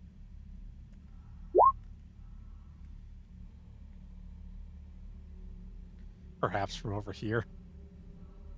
Well, why that direction? I don't know, something sus. Of course. Oh, you mean like all of the blood? I mean, that's just ragu. Ragu. You can hear like a slow thump, thump, thump. Seems like something is plodding around the ship. We're not alone here. I'm gonna take a look ahead. And that'd be a bad idea. Weapons ready, everybody.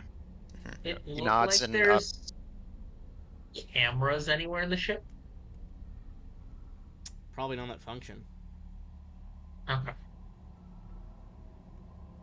Yeah, Shaw. Scorpio nods, and you see him draw his laser pistol.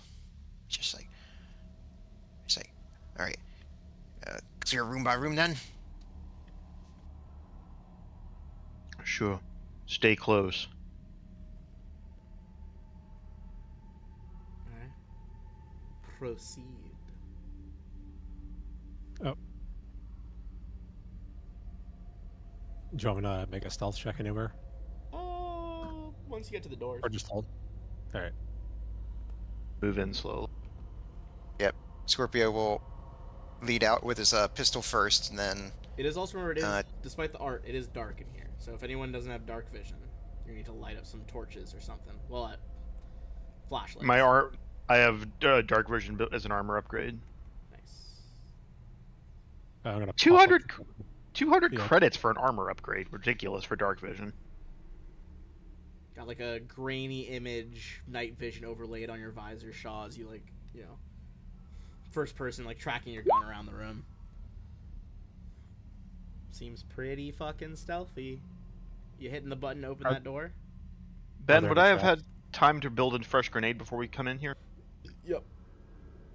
Okay. Yes, sir. So are there any traps on the door? There are no traps on the door.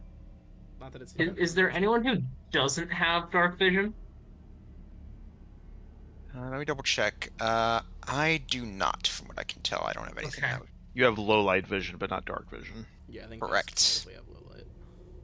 I might ask that you just hold off for a sec. Well, what I was gonna say is I will just have SV climb on as a backpack because SV's camera has dark vision, so he can just look at the camera output. Oh, cool. All right. Thank you. Got a camera output from that.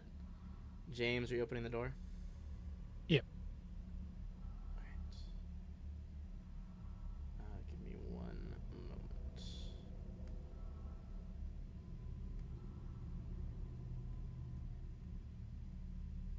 My cat has transitioned from purring to trying to tack onto my arm.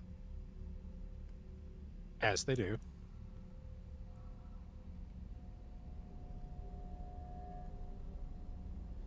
You open the door and see a strange, truly strange plant-like creature, mobile on stumps of legs, gaping maws, and strangely glowing purple flowers. As the door hisses open, James, it does not seem to know you're here yet. However, I need you to make both a fortitude and a will save. God damn. I also need anyone else who is looking through the door as James did that to make the will save. Will is a pass, James. What? Okay. Oh, sorry, you're gonna do All your right. thing. Shouldn't have cut you off, but Yeah, I'd say Scorpio would make one because, as you open the door, he hears and he'll suddenly turn over with his gun pointed down the open hallway. Yeah, Shaw would have been looking too, so I'll make a will save. save. 23. Does SB need to make a will save? I don't think SB could do this. She wouldn't be affected by this. All right. Oh, the other hand certainly failed that. Is that Refine's actual one? Oh yeah. Okay. Yeah, that's Refine's. Refine, you look at the purple flowers and just tunnel vision. They look just the most beautiful violet blossoms. On your turn, I'm gonna need you to use both your move action and your action to move. Just double move towards that creature. Okay. James, you're not permanently immune to the will save stuff that is gonna keep happening, but you are immune to the fortitude save now that you passed it. All right. It did not immediately see you though, James. So you can make a attack here before we do anything. Yeah.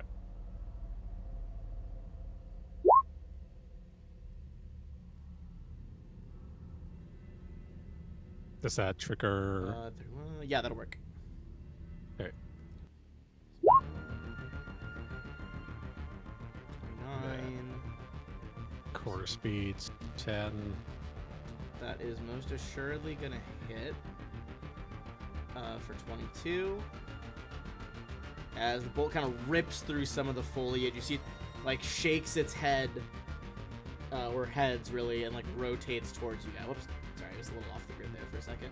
It didn't look like that. Looks like that's just above bloodied with that shot. Although it looks like it's made such like dank, like fungal wood that it doesn't seem like your fire did any extra damage. Okay. Alright, let me pop up our turn order. Let me clear it first, because we're still on there from the other base. Alright, go ahead.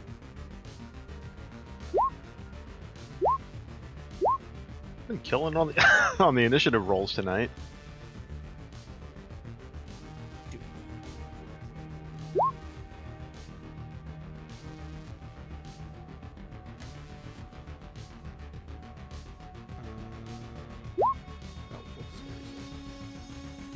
Alright. Shaw. Oops, sorry. Double tap. But Shaw, that is, should be you. Oh my goodness. Alright. Not knowing this thing's EAC yet, I'm going to poke at its defenses a little bit. So you see, I'm not gonna move at all since I have line of sight to it where it is, and I'm going to brace my feet. And for the first time, I'm going to use my heavy fire ability. So I get to add as a full round action, I make a single attack with my heavy weapon. I get to add my strength score to the damage roll. So this is at my full attack bonus though. Hell yeah. You will still have to make, Already passed the first one though. the will save keeps happening. It's the fortitude save that ends. Okay. Alright. Continue. Alright, then I will make a single attack. We'll see if this is worth a full round action, but I'm going to try it. Level your weapon, braced against the wall here. So I have this as a buff, so it'll automatically add the bonus damage. Okay. That'll hit. The darkness briefly like peeled back in this bright burst of light from the agitator. This thing has another hole punched through it. But it continues to leave. That's my turn. SB. Okay. Would SB be able to tell that Refine is out of it?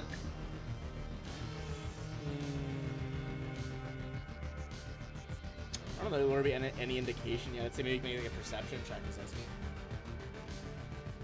Almost certainly gonna fail that.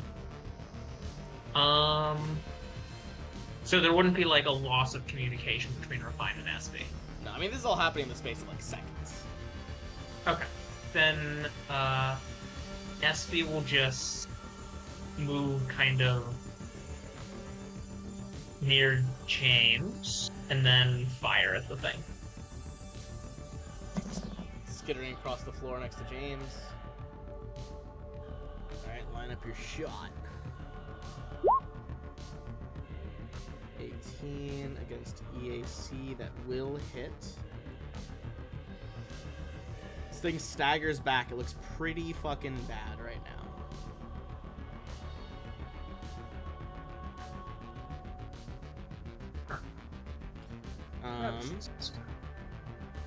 And Scorpio. Alright. Tell you what, I'll go ahead and still within range, so I'll go ahead and make a full attack with my laser pistol.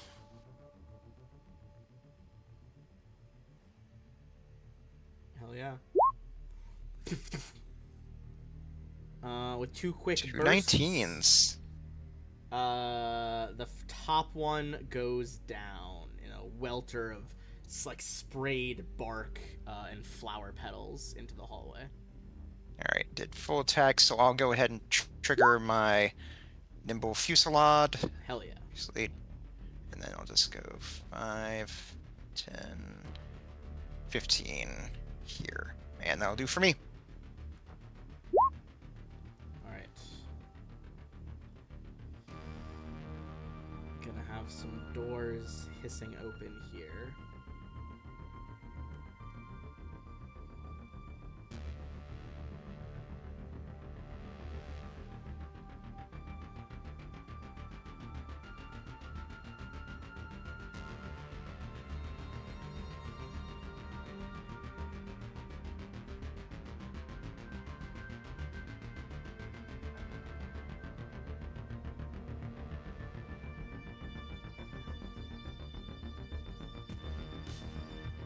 Start double moving.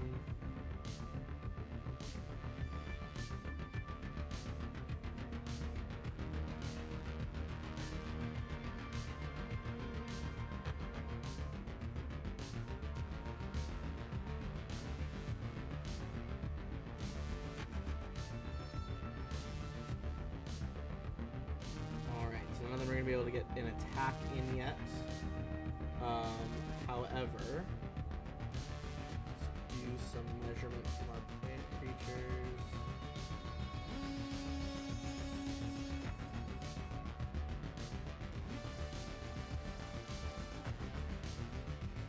Alright, I'm going to need Scorpio to make a fortitude save. Unrefined, you're still going to do your thing on your turn. You're just gonna Alright. move to the closest living one, which would be the one by Scorpio. Scorpio, that's a pass. You're moving to the fortitude stuff now. Alright. James, that's going to be you. Alright, I'm gonna do the sniper shot, move back 10 feet. Hell yeah. Take a shot at the one next to Scorpio. Wisdom save. Yes, sir. I am going to... Do I have the thing? I think you have the thing. I have improved Iron Will. I'm gonna re-roll. Alright, other end of the scale there. You, like, begin to, like, get that tunnel vision that Refine has right now, and then you snap out of it, leaping back to line up the sniper rifle. Go. Yeah, you're good. Oh, no. The Well, first let's one's do fine another nat anyway. 20. Yeah, that was unfortunate. That would have been a nat 20 other attack roll. The first stealth one definitely works. These things are not CR19.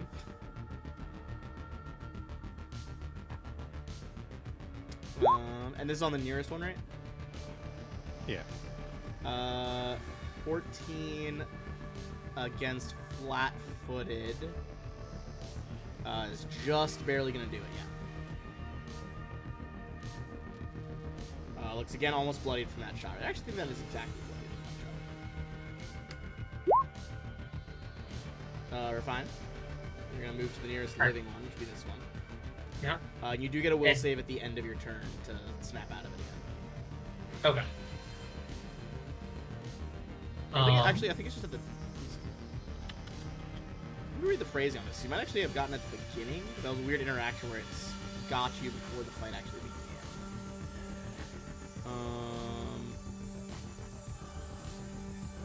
Okay, I think it would be technically, to this thing's detriment, it would be at the beginning of the round. So I'd say give me the roll first, and let's see if you actually do this.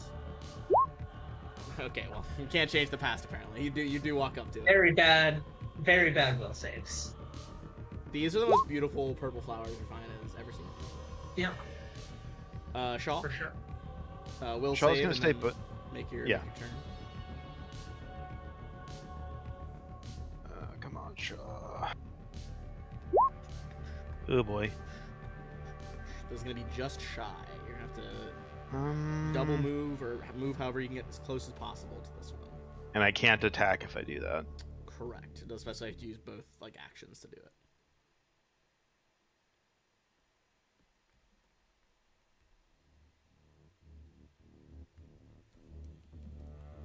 Okay, I'll do it this turn. I was debating a reroll, but I'm trying to save channel points for the heist. That is fair. The stakes are not huge right now, I will say. You guys are sitting So on move to pretty here. damn full stamina. Improve Iron Will OP. I've been considering It's it, such but a I have good other things feat, first. Honestly, it's so fucking good. Especially because will saves will mess you up. That's my turn. Espy. Okay, Ben. Question. Potentially an answer. How Mm-hmm. Espy's camera? Espy's camera, yes. Yes. If Espy were to crawl and like block my eyes, but have a camera output pad, would that be able to show me without me actually looking at these things? No. You'd still be perceiving the effect, even if it's through a camera. Okay. It's not like not like a Gorgon situation where you're getting away with the reflection. Cool. Okay. Although I will say, as awful Right. as the Percy Jackson movies were, I eternally think it was such an in-character idea to have him, instead of a mirror, use the reflective back of a metal iPod to see the Gorgon. That was a good touch. I like that. Also, I don't know if anyone saw or cares about this, but Rick Riordan finally put out, like, he released the emails that he sent to the movie directors before the movie came out about how awful he thought it was. Just like, if you release this, the crowds will hate it.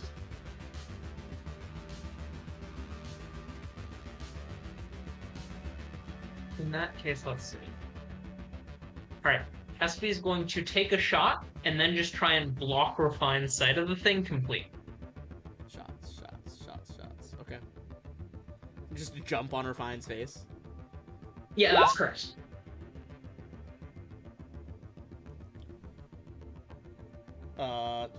That is a hit. This is on the closest one?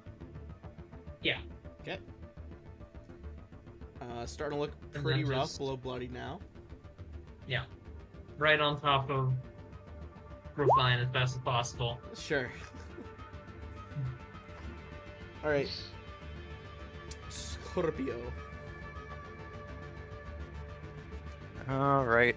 Let's see. I will take 5-foot step here. Doop. And then I am going to chuck one of my Mark II frag grenades into this spot here. Alright, so yeah, here's out, and then he calls fire in the hole! Will save. Oh yeah, gotta make a real save first. Oh, right. Let me do that first. Thanks for Sorry. reminding me. I have to suffer good. for it, because otherwise I was gonna grenade the crap I out have of to them. suffer for it. You all suffer for it. Alright, so let me do the will save first. Okay. Proceed. There you go. Alright, 24. Alright, now we do grenade.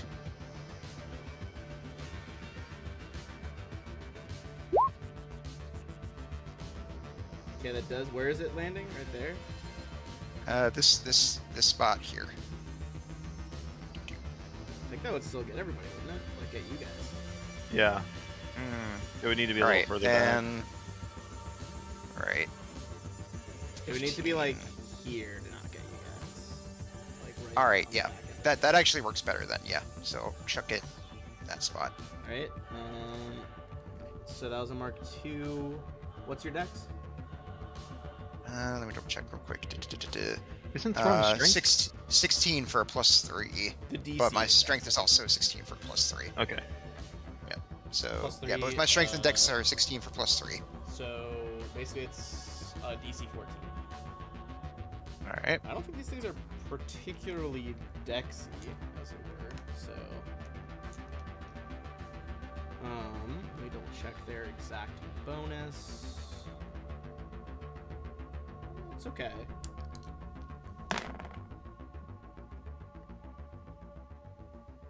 Okay, pass, pass, fail, pass.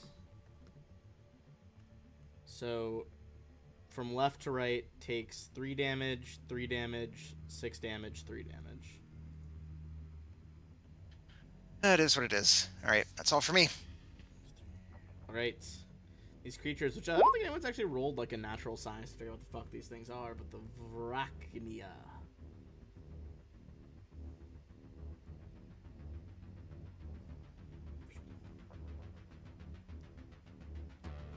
Clamber over, crushing the desk under his thick weight.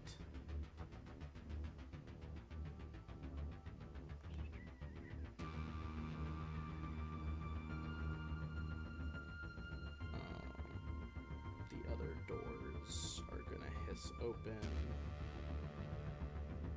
Jeez.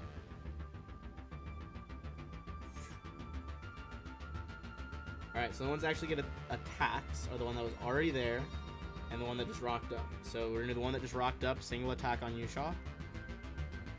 Okay. As it lunges forward that mouth. And Shaw, have you had to make the fortitude save yet? No, I have not, so I can do that right now. Yeah, go ahead and make that, because you're definitely you're being range of it now. Okay, you're fine, you're fine. 23 against KAC, I'm pretty sure does not do it. Nope, 28. Alright, and now a double bite from the one in the middle. It's going to be one on Scorpio and one on Refine. Scorpio's one is a nat 1. Refine, that's a 21 against KAC. Yeah, that hits. Alright. Yeah. That bite is going to go ahead and do 10 damage. Piercing. And the other 3 more Vrachnia approach, but only 2 of them got to act. So back to James. Go ahead and toss me a will save.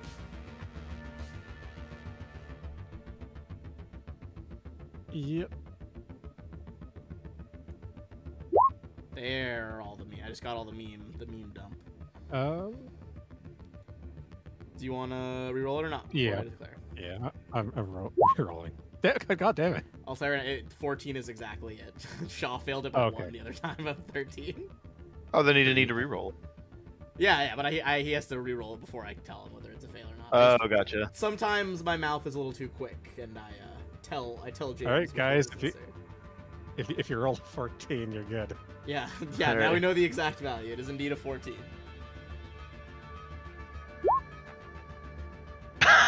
Yeah, I mean, these things aren't CR 26. They're not Cthulhu, so that does make them.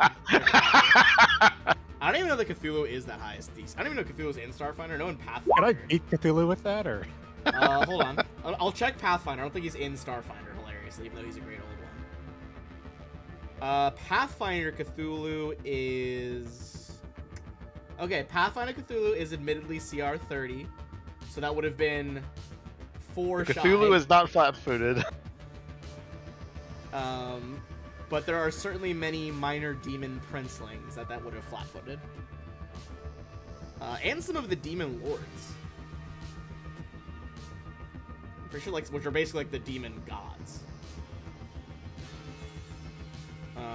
Let's see. What's an example of a demon lord? Probably...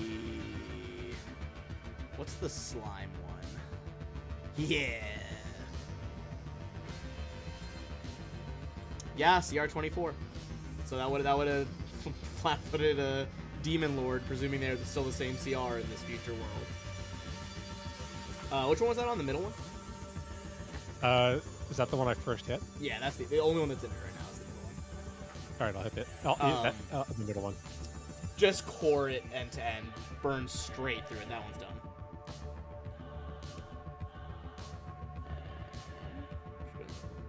Drag some of the bodies out of the way for ease of play here.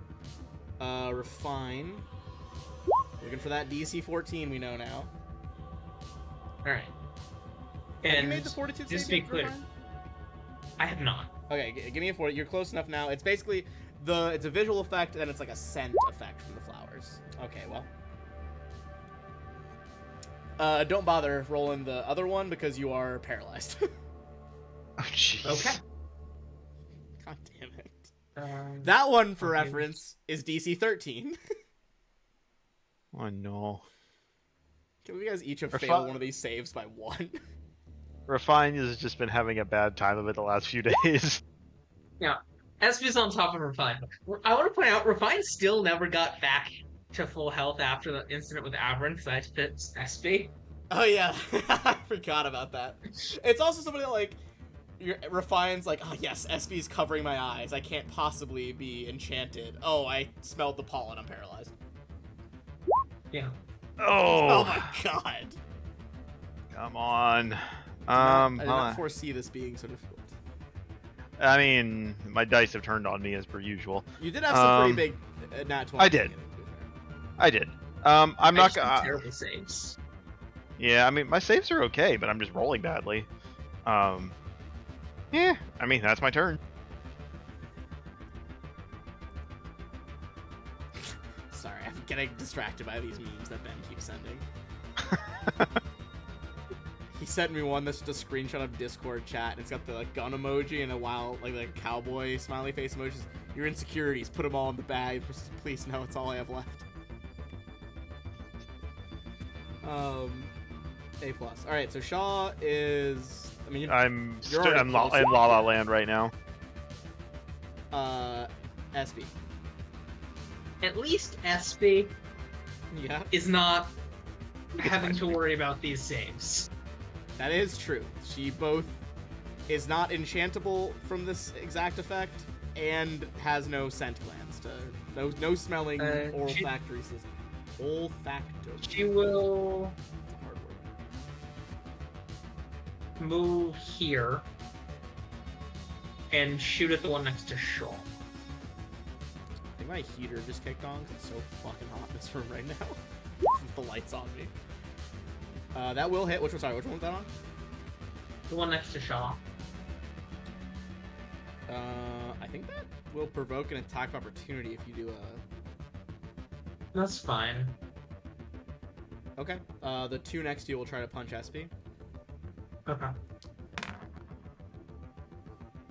27 and 23. Both hit. Alright, SB takes 10 and then 14 for 24. Okay. But you do hit the one by Shaw for a clean 10. Alright. Scorpio. Alright. Now let's see. I will go ahead and stay where I am for now, and we should do. Gotta make that save first. Right.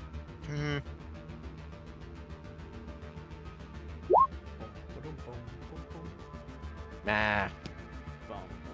US will saves are in pain. Oh my god. Jesus Christ. The Vrachnia. Does this thing have reach? Do you have reach, sir? It should. It's large, right? It do have reach. Alright, the plant bombardment begins. Although, this one's gonna 5-foot scoot on over here and start slapping James. So 5 foot go this way. Okay, so let's start James. Double attack on James, first of all. Rude. Okay, 20 and 23 for Casey. Yes. Yes. Okay, first one, second one. All right, 14, 15 for 29. Yeah.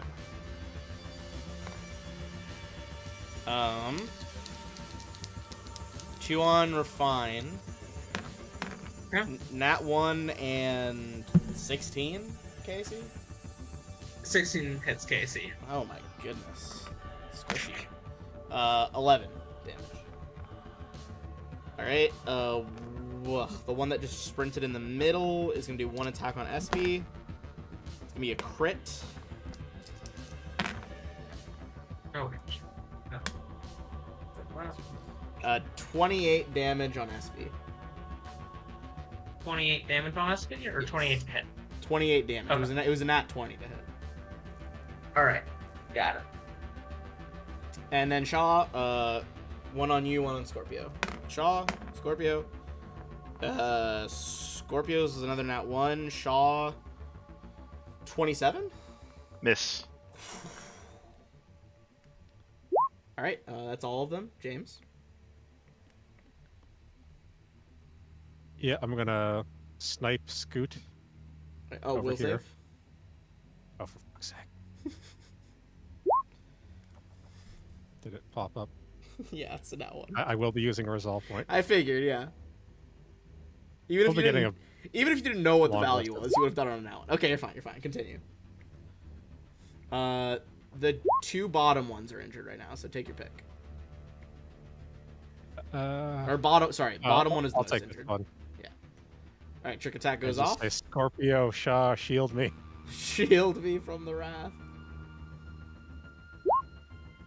That'll definitely do it. And have you gotten 28 like every time? Damage wise?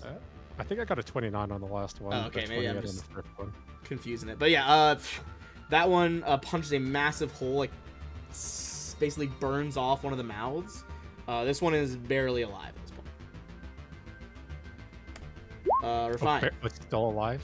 It's Do I get hanging on by a shred. a new save against the Fortitude thing or no? Yes. So is it going to be Fortitude or Will first? Fortitude first. It's the worst condition. Okay, you're now immune to that condition. Right. Now the Will save? Yes, sir. Yes, ma'am. Yep, you're good. All right, continue your turn. Okay. How all of these? How tall are these things? Yeah. Large size, but lore-wise, they are about 12 feet tall, weighing an average of 2,000 pounds each. Okay. Running away is going to provoke 2 off attacks, and that's not great. Not ideal. But I don't have much melee stuff that I can do against things that are not. I mean, for what it's worth, even if you 5-foot step, they have reach, so they're still gonna try to punch you. Yeah. And so the top 2 are like very slightly injured from that grenade earlier. Middle guy's fine, barely alive at the bottom one. Okay.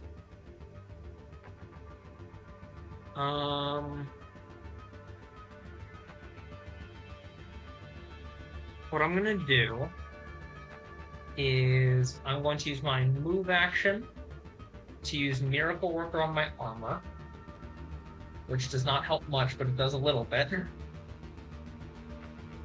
Okay. And then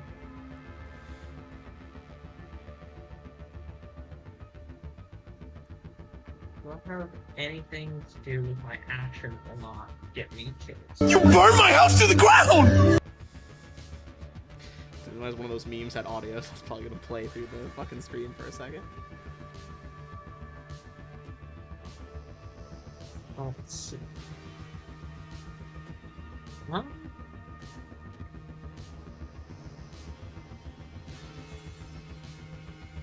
No, I don't think I do. Okay. So, I mean, yeah. yeah.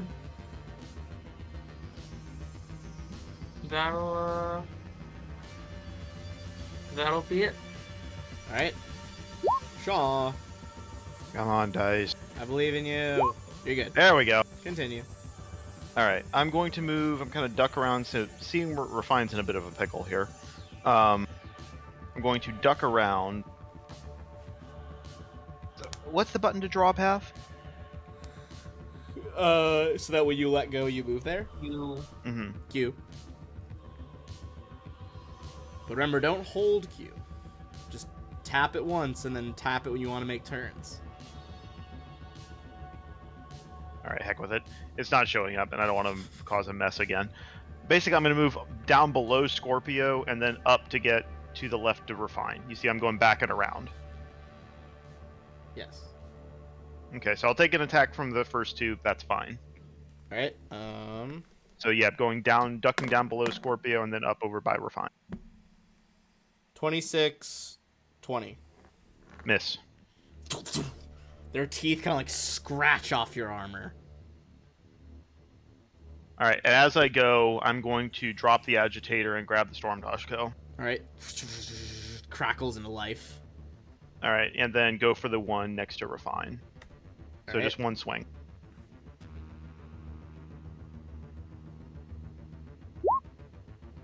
That'll hit. Against DAC? All right, 22 damage.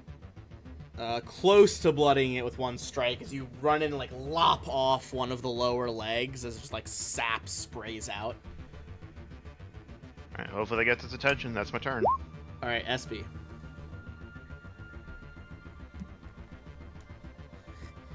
I would caution firing the weapon because you will get 4 op attacks. Or no, 2 already used theirs on Shaw, so you'd only get 2. Even so, though. I don't know if 2 is worth it. Well, I don't know. You do you.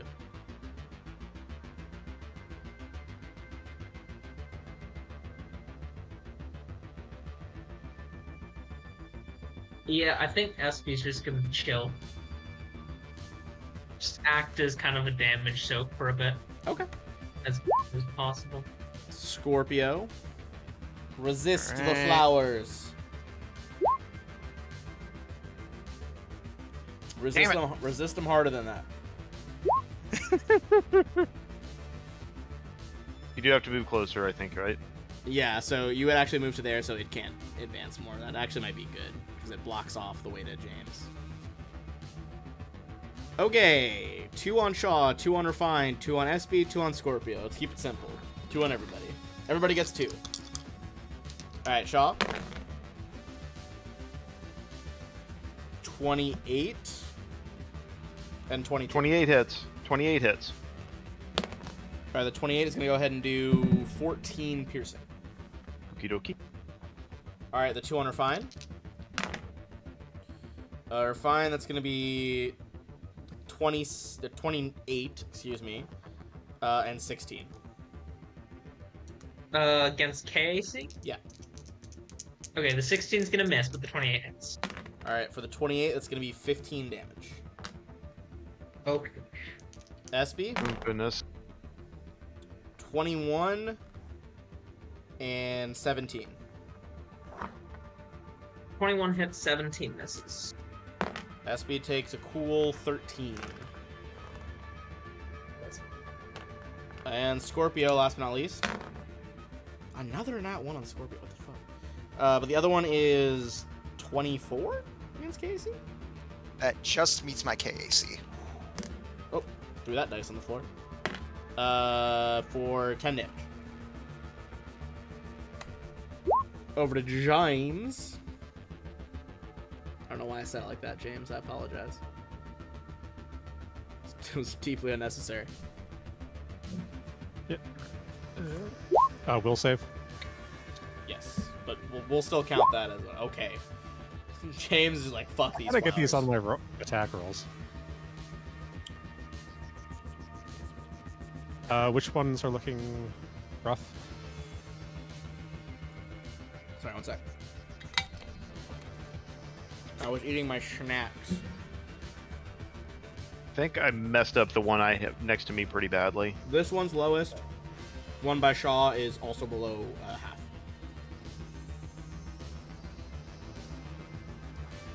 So, I'll take out this one. okay. It's all the same stealth roll. So, oh my god. There we go. Splat!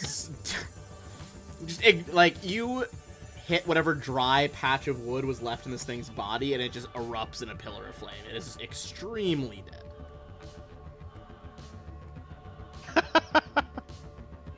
Little skull as well. I called it into being. Yeah, holy fuck. So devastating when you get that crit. Wow. Okay, Refine.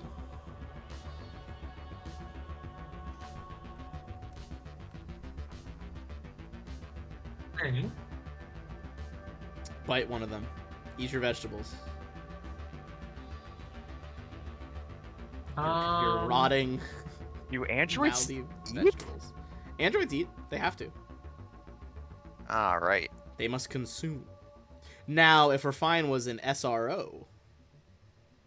then you I wouldn't. gotcha. But also, I don't think SROs existed in the beginning of Starfinder. But it felt like it was a race that I'm not surprised they added. Just like a sentient robot. That feels like a extremely reasonable for a any sci-fi setting. Pick a sci-fi setting. Yeah.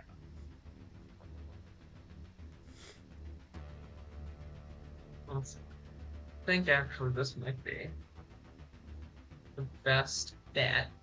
Oh. Is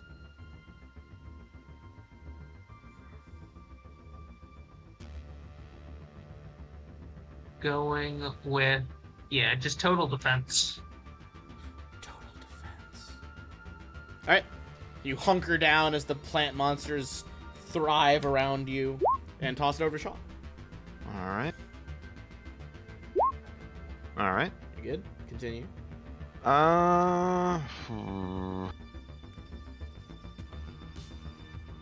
Sorry, mathing here real quick.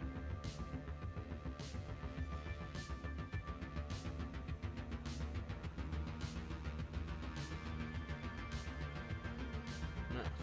Full attack, the one next to me. Alright, here we go. Crackling energy lighting up the dark of this space. Miss, but then a hit, and that hit is going to smash the remaining one, or the one above you at least, to pieces. Alright, and then I'm gonna 5-foot step into its space into the one that's still alive. Alright. Let's move it out the way. So we got 4 dead ones so far. SB. SP's also gonna total. Okay. Turtle up! Scorpio. That's the plan. Alright.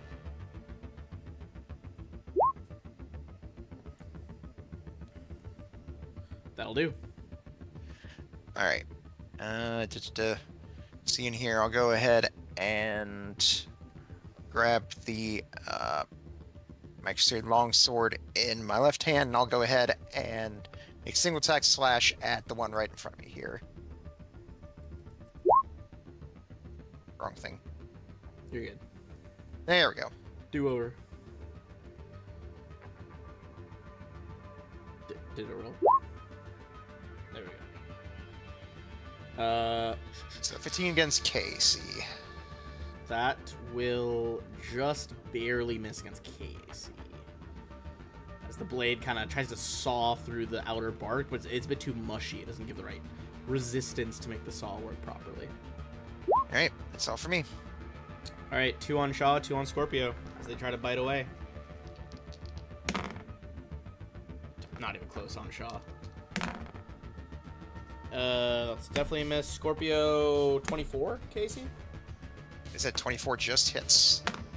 It's gonna be another 11. This arbor is bananas.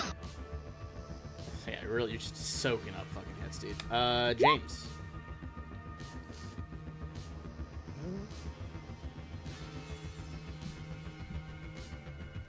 I'll go for the bottom one again. Hell yeah. Yep.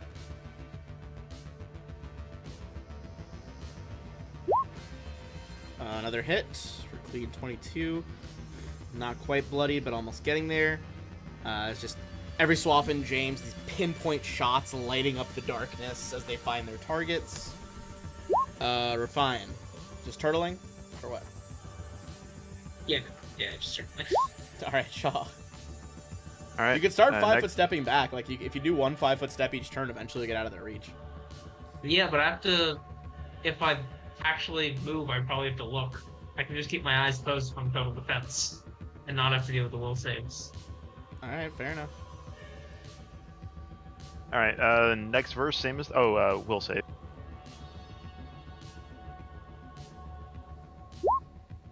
Oh yeah. You're good.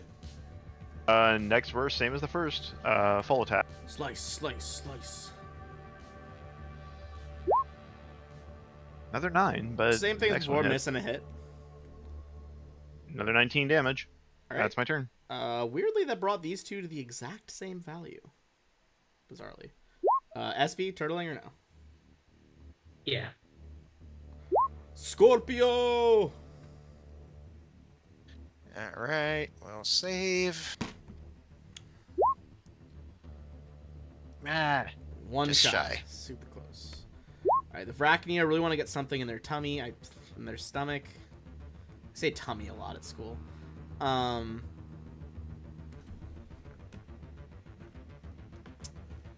mean, have you guys, I don't know, I don't think you guys have tried this against an enemy yet, but have you considered telling them that we have to use, a gentle touch and not a rough touch? No? I'm just saying my preschoolers know to try that first, so. Just throwing you guys gotta catch up to them. But they're just gonna go for one big bite to try to get to you. Oh my god, I say that, but they nat one Shaw. But 28 on Scorpio, that'll work. Yeah. 10. And it's back to James. Take your poison, James. They're the exact same health value right now, weirdly. Bottom. Alright, you're good. Bottom one, as multiple sizzling holes have been burned through it, is barely clinging to its plant life, but it has very limited rudimentary intelligence, so it does not know it better and is not going to flee. Refine's turtling, I assume. So, Yeah. Shaw. Oh. The Alright, I'm out of it this round. Glittering purple, a mere like reflection in the dark, catch your attention. Yeah, I'm not going to burn the channel points right now. I don't think you need to be honest. Scorpio. Alright. Assuming SB, What I else? assumed SB was turtling, but if feel free to Yeah. call me out if they don't. These Wow. rolls. We love consistency. 7-7. All right, singular bites again. Shaw 22 is a miss. Scorpio though, nat 20. Bound to happen eventually. You say that, I still haven't rolled one in combat this campaign. That is whack, but no, I think you got one in the other day with your axe. Didn't you? Am I crazy? Did I? No. The only time I've gotten one was when I was doing the testing to make sure the macro worked. Maybe that was it. But 22 damage total, Scorpio, on that crit. All right, James. Just above bloodied, barely alive. I think I can get this one down much closer if I take a shot at it. That works.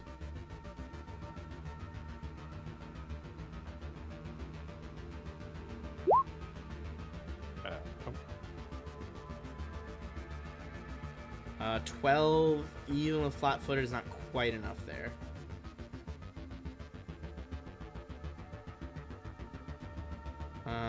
So it's gonna be Refine, who's turtling. Shaw. There we go. There you go, you're good. How badly damaged this one? Is it bloody? Just above. Alright, I'm going to do another full attack. Yes, sir. Mark down my ammo real quick.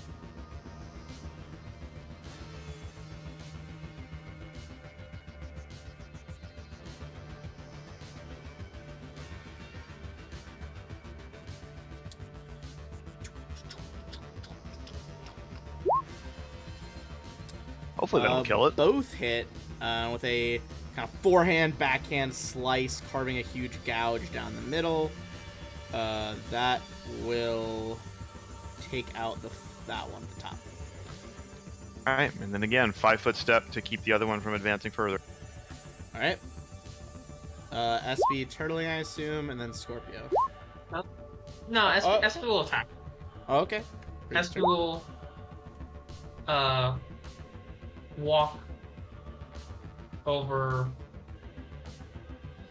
this way and shoot at it. Okay, it'll take an op attack, but it will That's miss on a fine. 3 on the dice. Okay.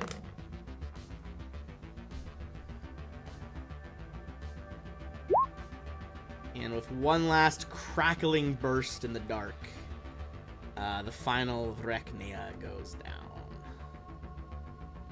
Phew. As does Scorpio will shake his head, just be like, what? It's like, what the fuck were those things? Shaw kind of shakes his head loose. Make a natural science Oh. check if you want to know what the fuck those are. Or physical science, or what the fuck it's called. It says life science, I think, but Life science, that's the one I meant. Thank you. I am not trained in it. Neither am I. Nope. James like, those are fucking gross, whatever those are. Everyone is gonna get 1800 XP though. Nice. So I just what's our wait for you total guys at? to Tell me if we level up. I don't recall you guys being that close, were you? Nah, we got like 6,000 XP to go. That's what I figured. I don't think you were super close. Last I had us at was 26,325. Yeah, same. Okay, and how much did we get this time, Ben? 1,800. The new total is 28,125. We're about halfway. Another just under 6,000 to go. Not too bad. We're getting to the levels where it's starting to space out a bit. Yeah.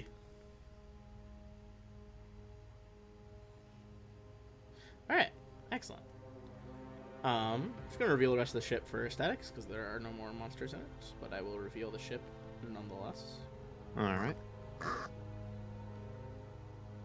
Why do I feel like these things just killed whatever inhabitants were aboard this ship? Oh, they did. Were these the kind of, I'm guessing these were kind of like the bio weapons for the eco-terrorists? Correct. They kind of just let them grow on this ship and eat things at their own pace. Maybe we should have just killed those things then. Perhaps. To be fair, To They be did fair, we choose to only do it saw on the these on the cultists. Devourer cult ship. That's true. alright. You guys want to give me a perception check as you search the ship? There we go.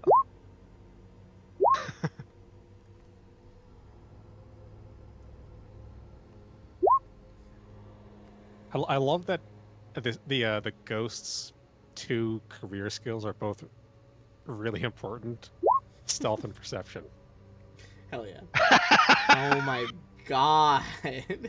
So good, dude. Okay, I think this time it's like now that I think Scorpio's just freaked out that there's gonna be more of these things around here, so he's just really jumpy. He's like, Every small over here? ship noise. is over here. Like every little squeaker noise, he's just pointing his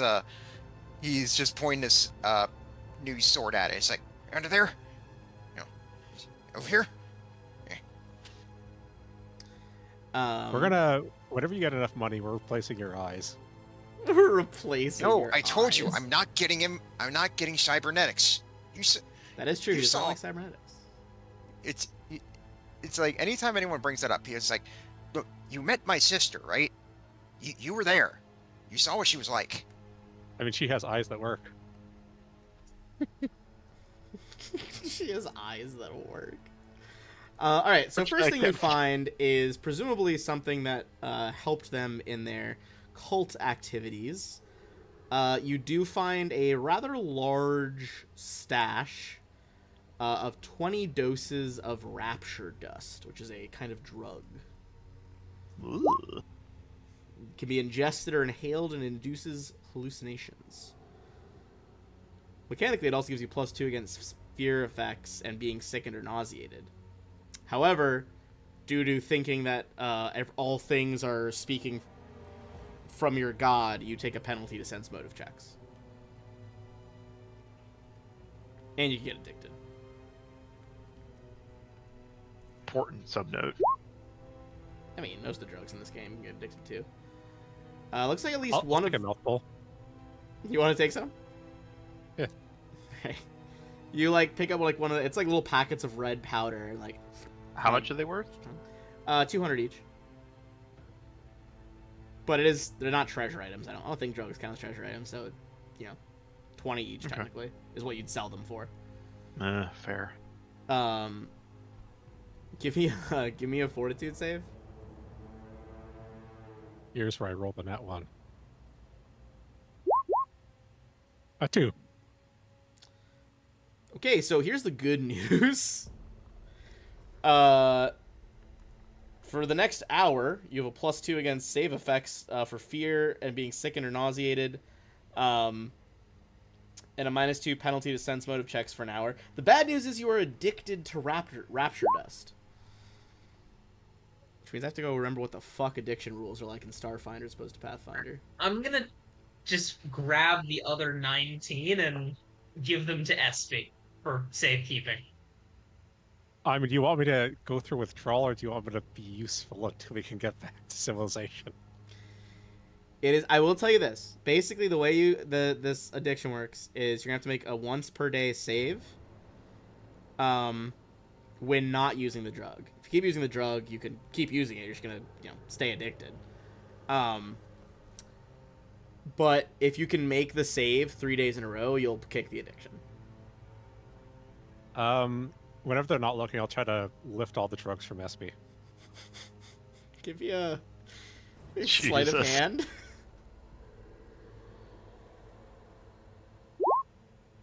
Espy, give me a perception check. See if you notice the crate that you're lugging around got a little lighter.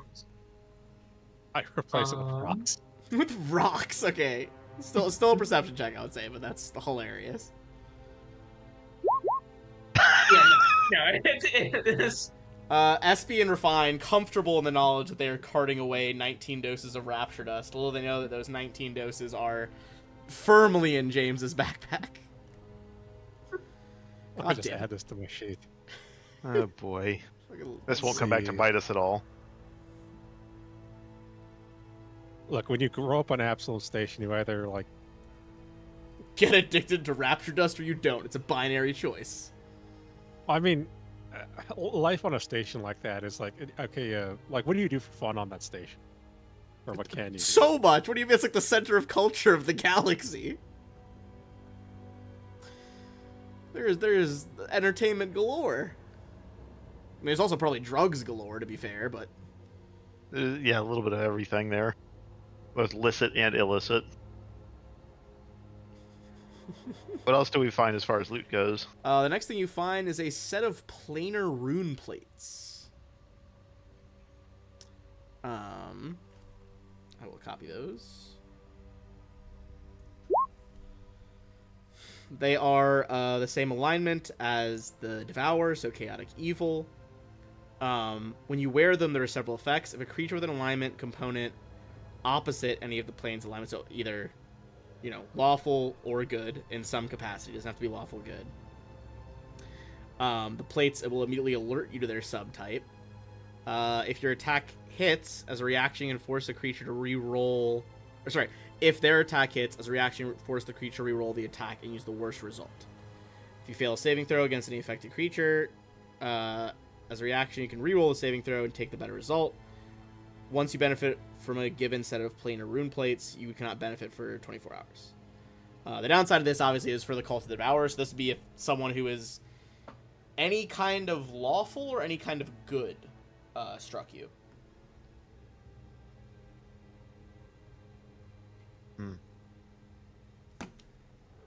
Which, to be fair, I mean, you might fight people who are either good or lawful, and some people like lawful neutral or lawful evil. The police. We've managed to avoid that thus far. I think the steward's the one group that isn't chasing you guys. I mean, we managed. Yeah. Actually, the lawful stuff Yeah. is so far. Yeah, the stewards, the Hell Knights, the Knights of Galarian, thus far are not yet trying to kill us. It's still early. It's still early. Okay. Next thing is looks like they were very keen on the ability to basically destroy whatever they're attacking So there are 25 long arm / sniper explosive rounds, 25 small arm explosive rounds. Oh, that's actually it. It's the two of those. So you said 25 explosive sniper rounds? And 25 small arm explosive rounds. Nice. Although that's out of a Projectile. you would have to have a ballistic weapon, right? Yes, has to be a ballistic weapon. Basically, Also it helps take you do fire damage, and if you crit, it adds a second critical effect on your guns, which is the knockdown effect. Yeah. If you already have a knockdown effect, it pushes them an additional 5 feet. Yeah, I think the main thing is that it splits the damage between the piercing and the fire. And fire, yeah. Yeah, Yeah, well, that's what half I've been doing damage with the goes diath fire. rounds. I'll hold on to it for now, though. It's decent if you're trying to circumvent DR stuff. One of the presumably higher ranked ones did leave a weapon behind, which would be a advanced roto laser.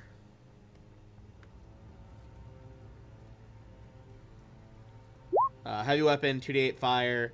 Does have the automatic property, so you can really spray and pray in a cone of laser fire.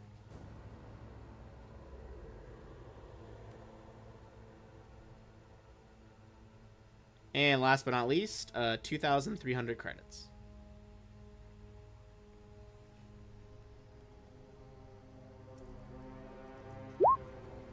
I believe this is. Oh, one sec. Let me just organize this. This should be the total of what we picked up. And then with whoever has said they want something specific has been noted that they are going to take that thing. Roger that. Shaw would definitely be interested in the. Sorry, I had to get up for a second. Shaw would definitely be interested in the roto laser, though. Okay, I'll put Shaw next to roto laser. It is pretty fucking cool.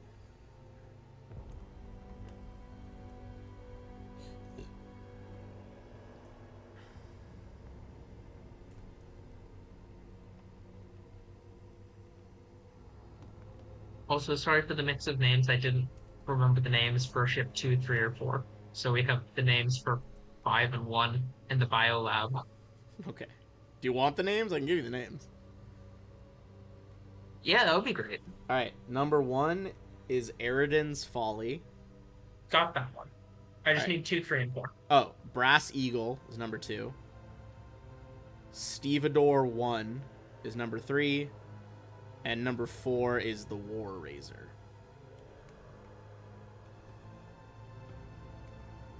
Alright. I have a quick question. Shoot. For the War Razor, how difficult is this thing heavily armed on the outside, being a destroyer? Yes, it's pretty fucked up though. It's like a very it's like a 40k ship, chaos ship. You know what I mean? It's very derelict and not really functioning. But through their evil machinations, it might function some. Fair. Okay, I was wondering if there might be weapons we might be able to strip for some extra BP, but if it's pretty messed up, that non-cultists really can't use it. Okay. Then I think that covers it. The only thing left is to cut the Brass Eagle loose so we can take it back for salvage. Yeah. Alright, I say we do it. Which shouldn't take long because we already figured out it would be 30 minutes, I think. Yeah, I think you rolled pretty well for that one, so... let me look up the stats for an advanced roto laser so I can add that to my sheet. Because I can do fun stuff with automatic weapons. Mm-hmm. I'm also just going to put the total number of credits and BP that we found as well.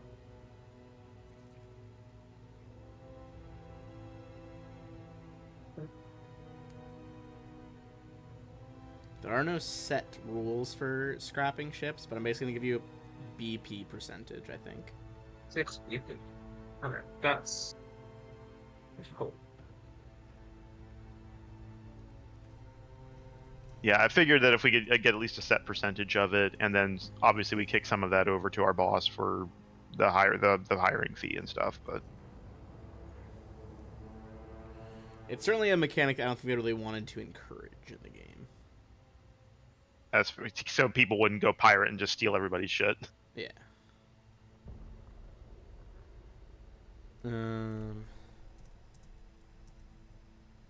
How much are we supposed to give the dude? He gets 30%, I think. 30%? Correct. Alright. So that's gonna be Okay, so this starship, what tier was this starship? 'Cause that's what's gonna matter here. It's an explorer, right?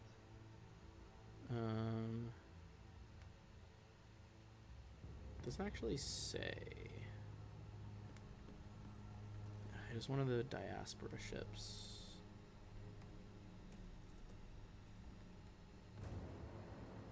Let me make sure I put this in my notes. James is now addicted to Rapture Dust.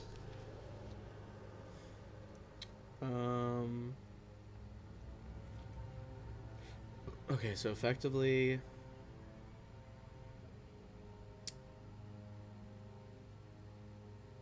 should be. What level are you guys now? 7.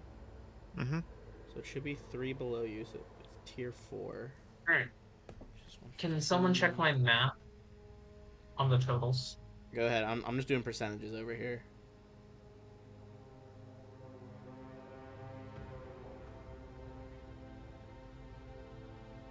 Yeah, that looks right. I mean, it's a little. Well, no, you're giving him a full third, not just. Do that real quick. 1 sec. Alright. 30% is slightly more of a pain with 6, and then I just did the same thing that I did for. Yeah, the BP's BP fine. If we make it 20 BP from the ship, basically he would get 3 BP from the salvage ship, and you guys would get 17. Okay. Okay. You said 17 for us and 3 for him? Is that the right math? What's fucking third? Hold on. I don't think that's right. It would be 14 and 6 for 30%. Yeah. So he gets 6, you guys get 14. Okay, and that's in addition to the 6 we found. Yes. So I guess he would get some of that too. So if we just combine that He to would 26. 18 and yeah. Okay. You guys got it. It's fine. Yeah, we get 8. Yeah, we get 18. He gets 8 for that. Yeah, So. that works. And then it's about roughly 10,700 to split between us for the credits. Hell yeah. And then he gets the remainder.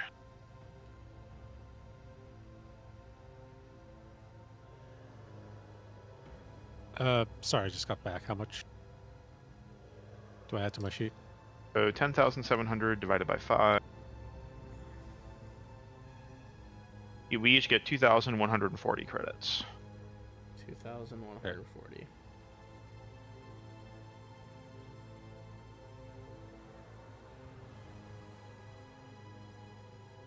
Okay.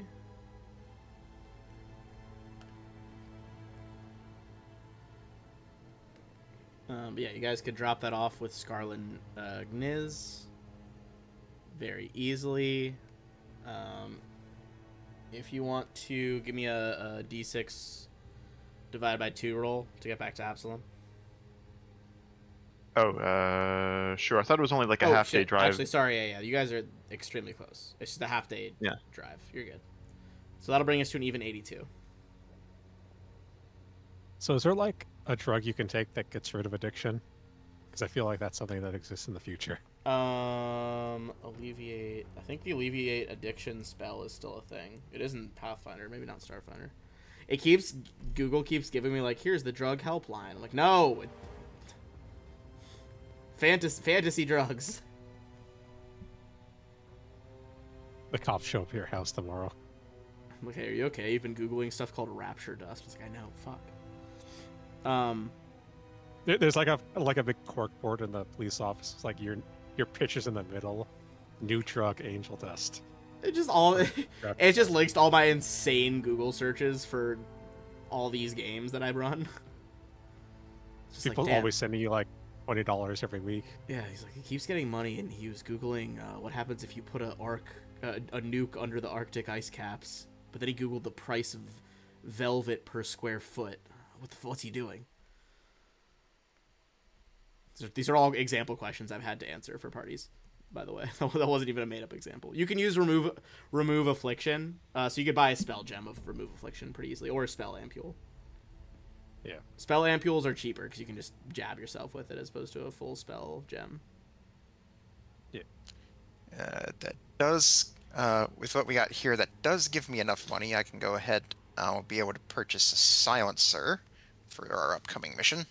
Oh fuck! Fucking stealth squad rolling in. Are we? Once again, it's going to be amazing if I try to be stealthy with my brightly colored armor. Beautiful. Yeah, I'm gonna hold on. For once, I'm gonna hold on to my money for now. There's us flying towards Absalom. And mostly because I have nothing I want to spend it on yet, so. So is it remove affliction as the spell? Yes, remove affliction. Remove Okay. affliction. I There might think be it's a third level. medicinal way to do it. I'll have to look it up, but I don't know it off the top of my head. There's like a million medical items they added to this game, and one of them probably does it too. Also, during the trip back, I will go ahead and spend a resolve point since I was down to 2 stamina during that fight. Jesus. Yeah, I should probably spend a resolve point as well. I'll go ahead and do it as well. Seems like a good use of a resolve point. Yeah, Refine, I was getting worried for you there for a second. Just getting bitten to death by trees. I would say also during the trip, Scorpio would gather you all together and say, so I've been thinking, you know, Shaw discussed with me like the whole situation with Shotzi, and I've come to a decision. Shaw, look over. Go ahead. As you come to that decision, you feel your phone just like, and you see that you're on your comm device. You have a text from Dizzy. Just But a second, guys. Just a second, guys, and he'll quickly just turn away. You see, he turns back to you, and he pulls out his communicator.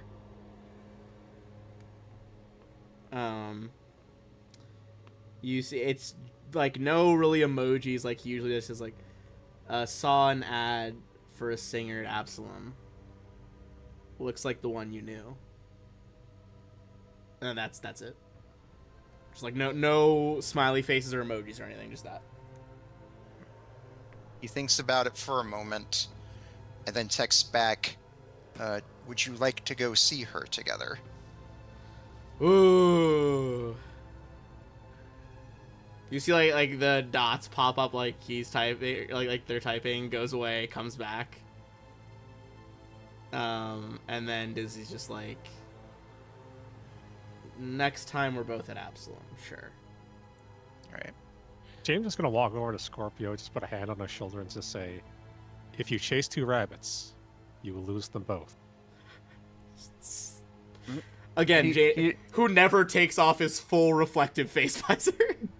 Giving this He looks a bit curiously at you. It's like, what rabbits? Like, what are you talking about rabbits for? It's just fully over his head. Shaw just. Can you at least make an insight check to see? Yeah, give me a give me a sense motive check from Scorpio. See if you can piece it together. A 12. I think Scorpio's like, I know he's talking about the people I'm interested in, but I don't really get the metaphor. Shaw kind of exhales a little bit. Scorpio, you're gonna have to make a decision at some point or another. I mean, do I have to? I mean, what? I mean, who says you can only like one person? What about that? What's that? He snapped his fingers. What's that called? Polyamory. I don't think it's about what you want, Scorpion. I think it's about the fact that Sorry, that one really got me, polyarmory. you're leading two people on at the moment, and you got to make a choice. Oh my god. And if you don't make a choice, you'll lose both. I feel like I'm playing Mass Effect 2 when I tried to romance Liara and I think Miranda, and then they confronted Shepard and were like, "What are you doing? Pick one." Yeah. Yup. Look, it's one of those things where, like, out of character, I agree completely with you, but I have to play No, my I think character it's as good. he is. I think it's good So roleplay for him. he's like, look, look,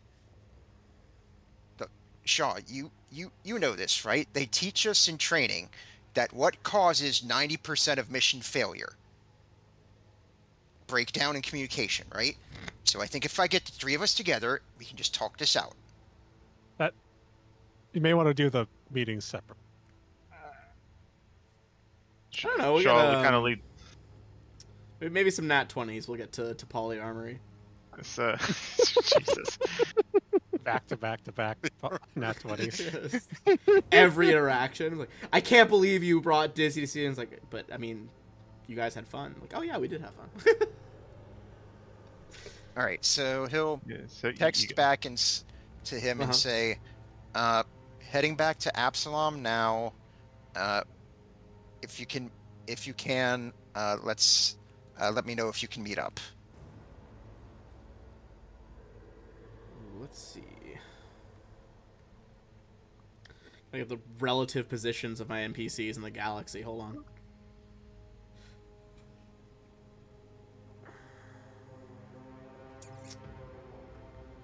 on. Okay. Dizzy would say the Wintermorn, we're out on a job right now. Wouldn't be for at least a couple weeks. And I'll text him back and say, no worries, we can get together again sometime. Send that message, and then a few seconds later, I'll just send him back another one. It just says, miss you. I don't think Dizzy responds per se, but I think he'll do like the heart react to the message. And you all will hear him let out a bit of a distressed sigh. It's very obvious. Oof. Anyway, what were you saying about Shotzi? He'll quickly slide the communicator back to Spock and say, so, sorry about that, for one. The whole thing with Shotzi, I'm thinking that, it's a Blackheart Security LLC is a private military contractor, so you can imagine that they can sometimes be involved in some morally dubious things. It's very true. And you met Shotzi. She can be very cold and ruthless, which I imagine that if she were to officially take over the company, would pretty much move it in that direction. And I'm not really sure if I personally really like that idea, because if I would feel kind of responsible for that. And I think Shaw had a good point, and, well, I think Shotzi may have had a good point too. I need to stop acting like a child. I need to take responsibility. So I think I will go ahead and take over the company. But you all should keep in mind that once she finds out that that's what I want to do, she's probably going to turn on us. Can you wait until So after the what heist? saying is, Wait till after that. Sorry, go ahead next. My bad. you should kill her before we tell her that she's not getting the company. Wait, what? I didn't say that. Shaw kind of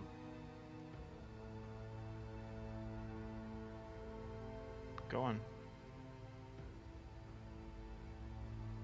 Look, look, we don't have to kill her. It's like, look, I know she's probably gonna be angry, but you know, we can. Maybe we can talk it out. And he says, really trying more to convince himself than any of you guys. I think, yeah, we already talked it out, and I think she made it very clear what her opinion on the matter was. Yeah, I hate to say it, but I tend to agree with Mr. Wilco. I think we ought to finish our job first. If there's nothing immediately pressing about this, she didn't give us a time frame or anything. I don't see a reason to provoke her now if you can help it, but follow your lead. All right.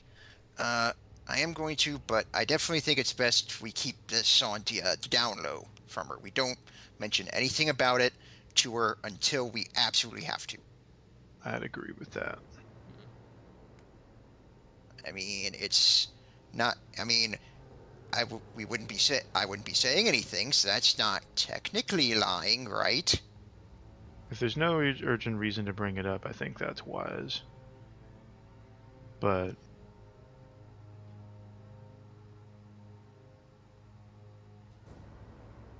either way, Shaw kind of smiles.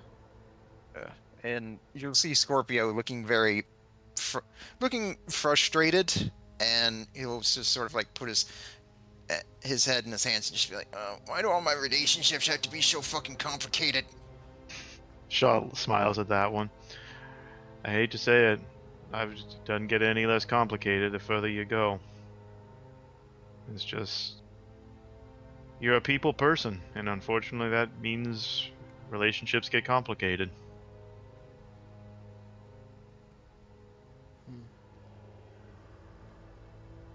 We'll figure it out. But you made your choice here, and as I said, I'll support you on that one. But I do think, if for no other reason to consider the feelings of the other people involved, you do need to consider what kind of choice you want to make as far as Dizzy and Miss Show. So, do think about that, because I know you mean well, but they also have feelings in the matter too. So, be considerate of that. Right. Well, probably won't be seeing Dizzy for a while. He's out with his crew on a job, but maybe I should at least talk it over with Sho for a little bit. At least see how she feels about the whole thing, you know. Shaw nods. If it helps at all, you talked about Miss Sho from the moment I met you. So, could at least consider that.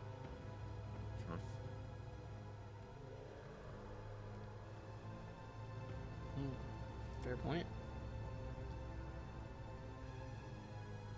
As soon as, like, Scorpio leaves, I'll just turn to Shaw and say, oh, we did what we could. Shaw shrugs. He's gonna have to make his own choices at some point. He'll get burned, but if he gets burned by it, well... Should we take bets? Shaw sighs. Unfortunately, the bet is that if this goes badly with Dizzy, the Wintermore is going to try and kill us again. I mean, I think we've done plan. enough of them that they won't try to kill us. Shaw raises an eyebrow. I'll take that bet. The bet is, if this goes south, we have done enough that the Wintermorn won't try to kill us. Fair enough. Also, we did help them rescue their captain. That's true. And Hemelith and I seem to be getting along, but we'll see what happens. Separately, Shaw looks over at James much more seriously now. It occurs to me that when I asked you for help as far as stuff with the captain, I didn't offer anything in exchange, and that's not very seemly of me. I haven't wanted to pry into your personal business, and that's just how it goes. But if you need help with anything, especially if you're willing to help me with this bit with finding the adamant scale and helping get after the people who are after me and the captain. Let me know. I'm happy to help you out and return the favor, however I can. I mean, their heads are worth money. I agree. That is true. That does that. This is true. I'd still, you're one of my crew, James. I look after my people. I like that.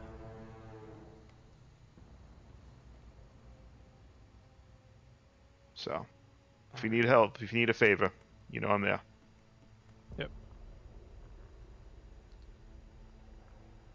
All right. I think as far as family goes, mine is the one. Mine is the one no one has to worry about. Fair enough. Well, and we also haven't asked. You've been a very private person, and I don't think, with the possible exception of Scorpio, I don't think any of us are gonna pry. It's like Well, somebody he calls me up wouldn't and says, either. You know, it's just like, oh, you're just you're just another person on the crew. Yeah, it's like somebody calls us up and says, we're going to go after your family. I'm like, good luck. You'll need it. Have fun. Beautiful. All right. I think he still has a missile launcher on his back. Just in case. Along with other things. Okay, so, you guys are able to make it back, make your payments, or, turn over what you got. Tariko would message you guys with your fake credentials for you guys to use. Awesome. Can I just look them over and Yeah. see if I think that they're actually going to, like, work? Yeah, give me a roll. And hold on, I'm gonna be right back for a second. I'm just gonna turn the AC up in my house because I'm dying. One sec. Fair. So while Ben is doing that, if we want to talk some stuff over as far as upgrades to the ship, now that we have some BP to play with, we have I mathed out a couple of different options that we can look into. We could upgrade the armor, which is useful considering the shields we've got are bananas powerful right now, but avoiding hits in the first place is always nice. So we can look at the defensive systems, but for exactly 18, I did map this out, and James, I think you'd like this. I can add an additional hardpoint in the front. We can move both chain guns to the front, so the pilot gets the heavy laser and the chain guns, and then install 2 of the long-range coil guns in the turret. So that way our turret gun is long range, and then we have basically... Alright, Basically, if we did everything out of the front at once, we would have 20d4 damage plus an additional 5d8. Yeah. I think I would sort of try to swap between the long range and the turrets, depending on where it was, but we could always, fly straight at something if we had the turn order for it, and just I like that idea. I still think at some point we're probably going to want to get somewhere where we can actually smuggle stuff. Yeah, we still have that issue. I think at some point if we can... Ben, would it be BP or credits But I just think to get a... weapons come first. Yeah, that last fight was a little closer than I would have liked as far as firepower. And then the chain guns are fun, but I think because if one of you mans the pilot weapons, or mans the forward guns with the laser, and then whatever chain guns we have in the front, and then another on the turret, then that way we can still use all of our weapons as long as, I don't chunk my piloting checks and we can get, time on target. Yeah. fair. So, you good with that, James? Yeah. All right. So Ben, I think while we're doing this, it should only take a day or two, I should think. I'm going to, so of the BP that we have, because I mathed this out previously, so we're going to do a pretty considerable upgrade to the Tuna's weapons suite. Do remember you might be able to save some BP with that drift stuff from the plant engine. Okay, so let me. Oh, because I'll install the engine. Because remember, Okay. it lets you treat your ship as one size category smaller relative to drift engines. wait, let me check that for a second. I'm not sure how much of a difference that'll make, but it's also cool that you guys just have like a part plant engine with you. This thing is a unique This thing is a massive, priceless for flying prototype at this point. There's going to be some craziness about it. Yeah, I mean, one other option to extra-dimensional consider: cargo bays, the biotech engine. Engine, like fuck.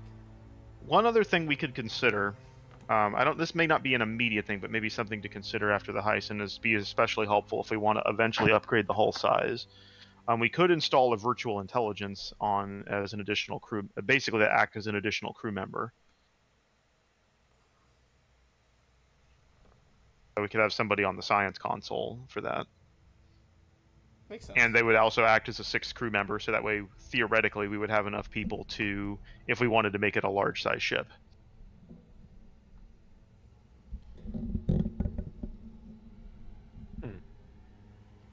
Okay, so drift engines. So we currently have a signal booster, and our size category is medium ship, so size 3. So that would free up another 5 build points. So a total of 23. It's pretty spicy. Yeah. So we can Oh, go ahead. 18 for the guns, and then we'd have 5 left over. The other 5. Yeah, we could. Honestly, probably an easy bet would be the computer if we can get a good upgrade. It'd be 7 to upgrade the count, because I'm looking. I posted in chat a while back. It'd be 7 to upgrade our countermeasures to a little higher level, and it would be considerably more for the armor. Armor's very expensive to upgrade. If we had 2 more, we could upgrade the forward laser to a persistent particle beam, which would be very spicy. But I think if we're keeping the chain guns in front, that and the twin laser we've got will be fine. What does the persistent particle beam do? It's long range and 10d8 damage. Long range weapons are very nice to have in the pocket. Yeah, maybe we do that instead. We can. It kind of pains me to get rid of the chain guns because they can do so much damage at close range, but at the same time having more consistent firepower across the range. How many chain guns do we have? We have 2 currently. So it's a twin-linked one. So what do we have besides the chain lasers? Do we have any other weapons on board? So we have, as far as weapons we have on board, we have the twin laser in front. So that is our main gun. We have the 2 chain guns on the turret mount. So they are twin-linked, so they basically function as a single weapon. Then in the aft mount, we have a laser net, which is our aft gun, and also can shoot down incoming missiles. I'm thinking if you'd be able to swing it, maybe just have the chain guns on the front, and then have maybe find one other weapon to put on the turrets, because it. So the problem is the hard points. Right now we have a heavy hard point in front and a light hard point in front. That's kind of why I was thinking we move both chain guns to the front, because that way we just added a second hard point in. I can look into some alternatives. We don't necessarily have to decide tonight, because I don't. That's the thing. We can go through some of it. I don't want to derail the whole session. When you say also hard have point, time, because you're not going to be flying the ship for a bit. Yeah. I was gonna So- say, we probably also shouldn't upgrade it too much before we let other people. We should wait to save the upgrades until There is we're that. not going to be potentially getting the ships stolen. That's true. My concern is once we're out in the diaspora, are we going to be able to find some place? That's the thing. Do we have a place in? Because yeah, if we get a whole bunch of BP for jacking the super heavy, my concern is, I have 2 concerns. If we offload the cargo and then we have to make a hot exit, is one. And are we going to be able to find a pirate shipyard out there that we can make some upgrades and spend our gains? Because that's going to be the other That's part true. of this. We need to talk to Tarika and see if we've got a place where we can lay low for a bit, fence all this cargo, and actually be able to live and spend the money we make. is there any way we can buy like security turrets that we could turn on invaders? I don't think so. Internal security systems are kind of weird. You can get an external gun, like like in the Empire Strikes Back, where he had the little gun in front that's keeping the stormtroopers out while they're powering up. You can do something like that, but I don't see anything about internal, like drone guns or something. Otherwise, I'd put those in the frickin' cargo hold, considering how often our own cargo has tried to kill us. Yeah. I feel like I remember So- there being one in the Starship manual. I don't. Okay.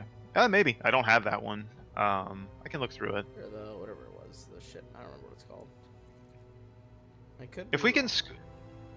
I mean, alternatively, I mean, it's a little risky, but we could also just, if we want to upgrade all the forward guns, we could also just drop the point defense laser in the back, since we have 2 guns in the turret. That might make sense, especially because I have pretty good ability to put stuff back into shields when I'm not. That might make sense. I like the idea of having like all of our turret weapons being long range so they can always be firing, and having the front facing weapons be the Like chain drive ones. in close and blow them up. Yeah. So, because if we go with that weapon loadout, we would have the 2 coil guns on the turret, which are long range. Each one would be 4d4 damage, excuse me, so 8d4 on the turret every time. Then for the forward guns, we'd have the 1 5d8 laser at long range, which with only a couple more build points we can make into the big honkin' particle beam up front. But what about a corpse recycler? I beg pardon? It's a thing you can add to your ship. Okay. You throw in bodies and you can get necrographs. Okay. Shaw was on. Where would we Only- get dead only bodies 2 from? BP. Okay. Drop tube. That escalated very quickly. The fuck is a drop tube? But yeah, and then at short range, then we would have the additional power from the chain guns as well. So in theory, if we do that weapon load at close range in our forward arc, that's basically 20d4 damage plus 5d8 from the lasers. Oh my god, you can get drop pods to fire out of your ship. I think they can only go on cruiser size or larger, because I did look at those. I think you're right. I would say, like, as like out of they added so much stuff in Starship. Yeah. Book. I always forget. Like a capital ship campaign would be fun at some point. I think Like it's as very cool. you have, like having everybody as the crew on a cruiser or something. Either way, as far as the upgrades go, so I guess that's the question: do we want to make the upgrades now before we do the mission, in case things get weird on the exit, which is distinctly possible, I think, or do we want to go ahead, or do we want to wait and save our funds and try and find a place to upgrade out in the diaspora once we have all of our stuff? I think we might just want to do one of the upgrades now. What about this? Yeah, I don't see any Starship expansions that are like Here. internal defenses. Sorry, continue. I'm just looking at stuff. There's this, which is biometric locks, which would let us prevent other people from actually turning it on as easily. But I don't know if that's worth it. That'd be only 5 BP. That's not too bad. What is it that would we would add? Biometric locks. Yeah.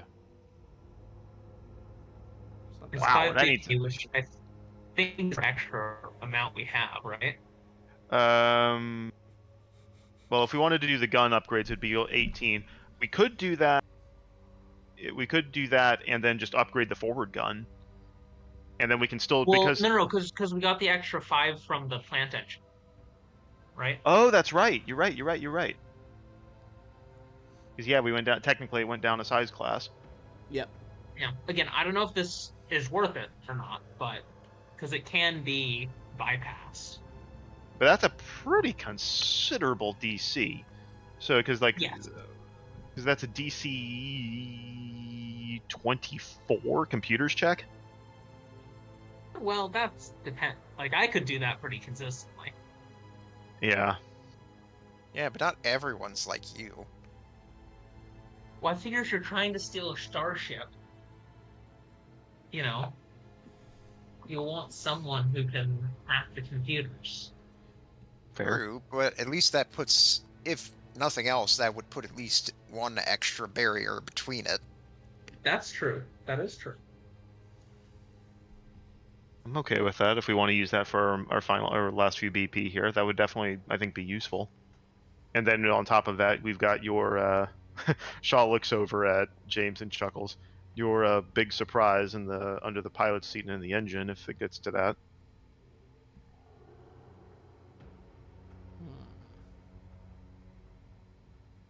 Yeah, I'd be okay with that if we want to do the weapons upgrade and then use the 5 BP that we freed up for the biometric locks. I'm just saying, 2 for a corpse recycler. And that is the sound of chaos on the wind, everybody, that you hear. Oh, whatever. The Imperials fucking turn bodies into lunch meat. What does it do again? The corpse recycler? Hold on, I literally just closed it. It lets you turn bodies into necrographs. A corpse recycler allows a starship crew to render bodies into parts for necrographs.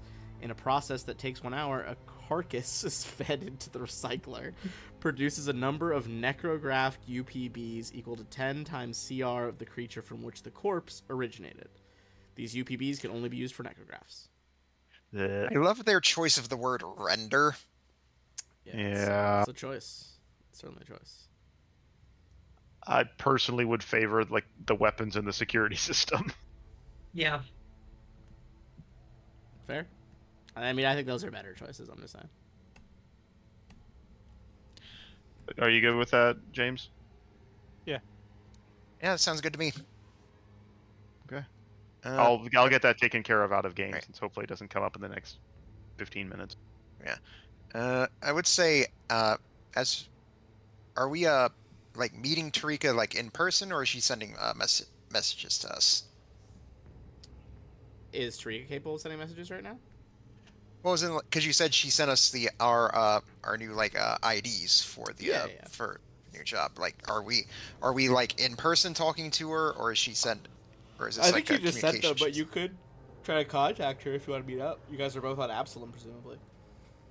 Well, yeah, it's like, because I'd want to, at least if only just to meet up with her, or if show's available, just to see how she's been getting on with her new job. I want to check the IDs to see if I actually believe they'll work. Yeah. All right. So you can go out in the station and find Tarika, and give me a computer's check on those IDs. Oh, that's terrible roll. Okay. I mean, 5 you on the think die. you look at them, they seem pretty legit. I think refine like you can't nothing pops to mind as to how to make them better right now.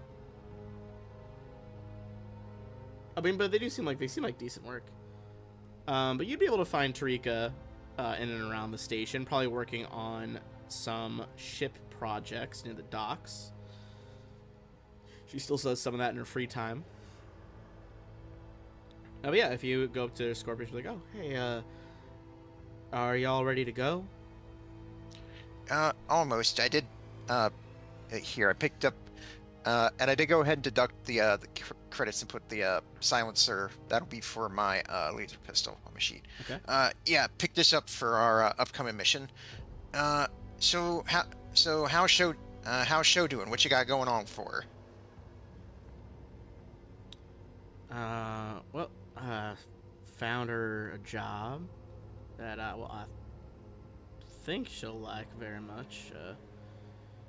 See, there's an old.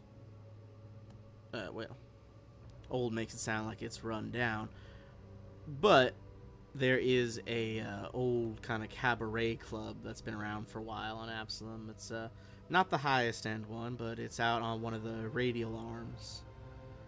And she's not headlining or nothing yet, but she's doing the odd show time to time. It's like he nods because he knows, like, it's like, when you're in a new place, you always gotta start doing that, so he understands. He's like, I did want to talk to you about something, Miss Tarika. It's kind of personal, so I hope you don't mind. Sure. Well, what's going on? Well, I'm sure I'm not sure if you've noticed, but I like Sho. I really like her.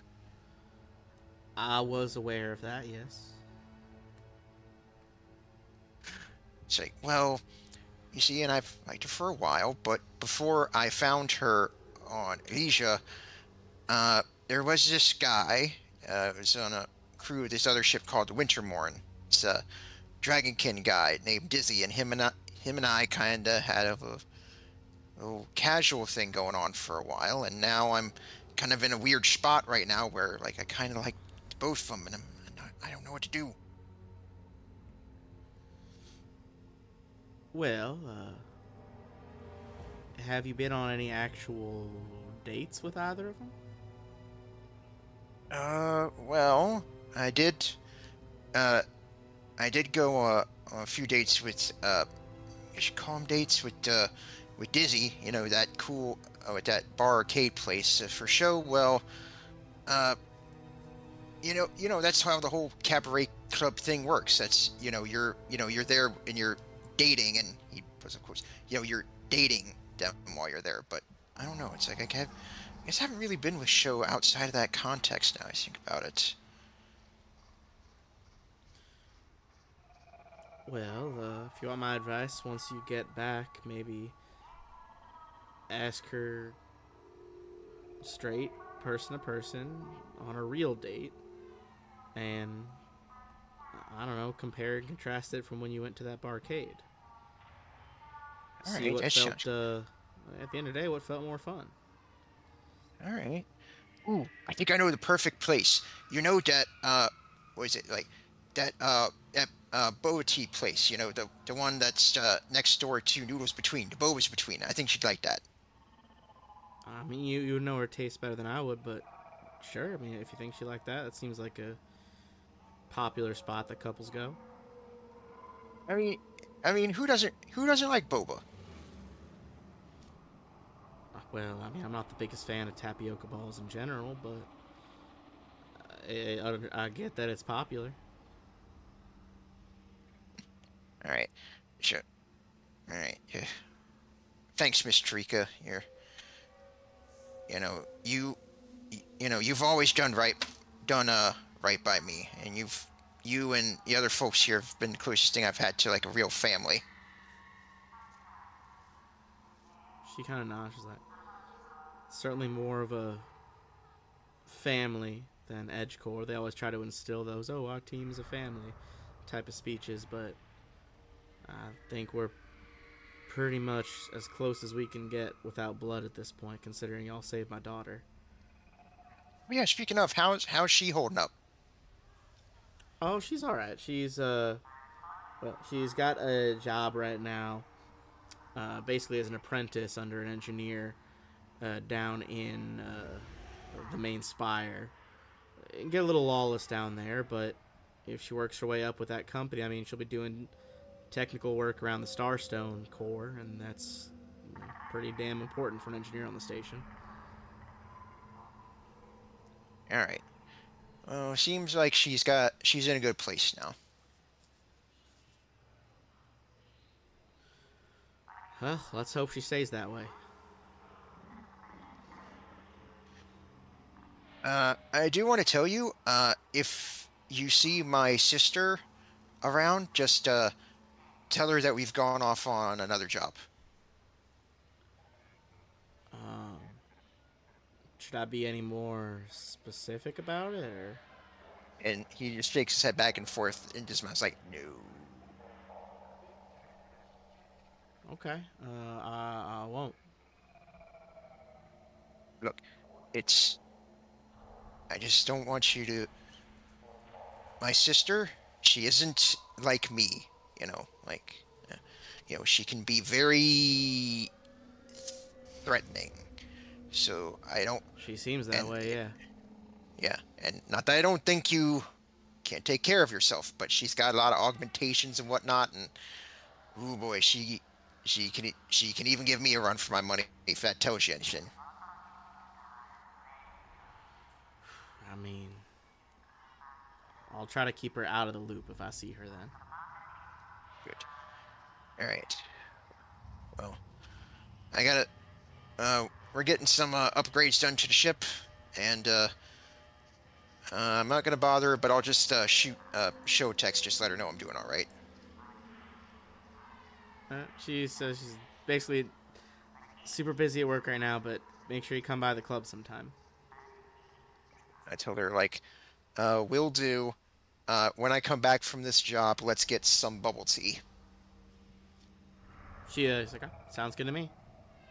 It's gonna be so tragic if Scorpio dies on this mission. God, that's gonna be so awful. Why would you invoke that? Oh, God.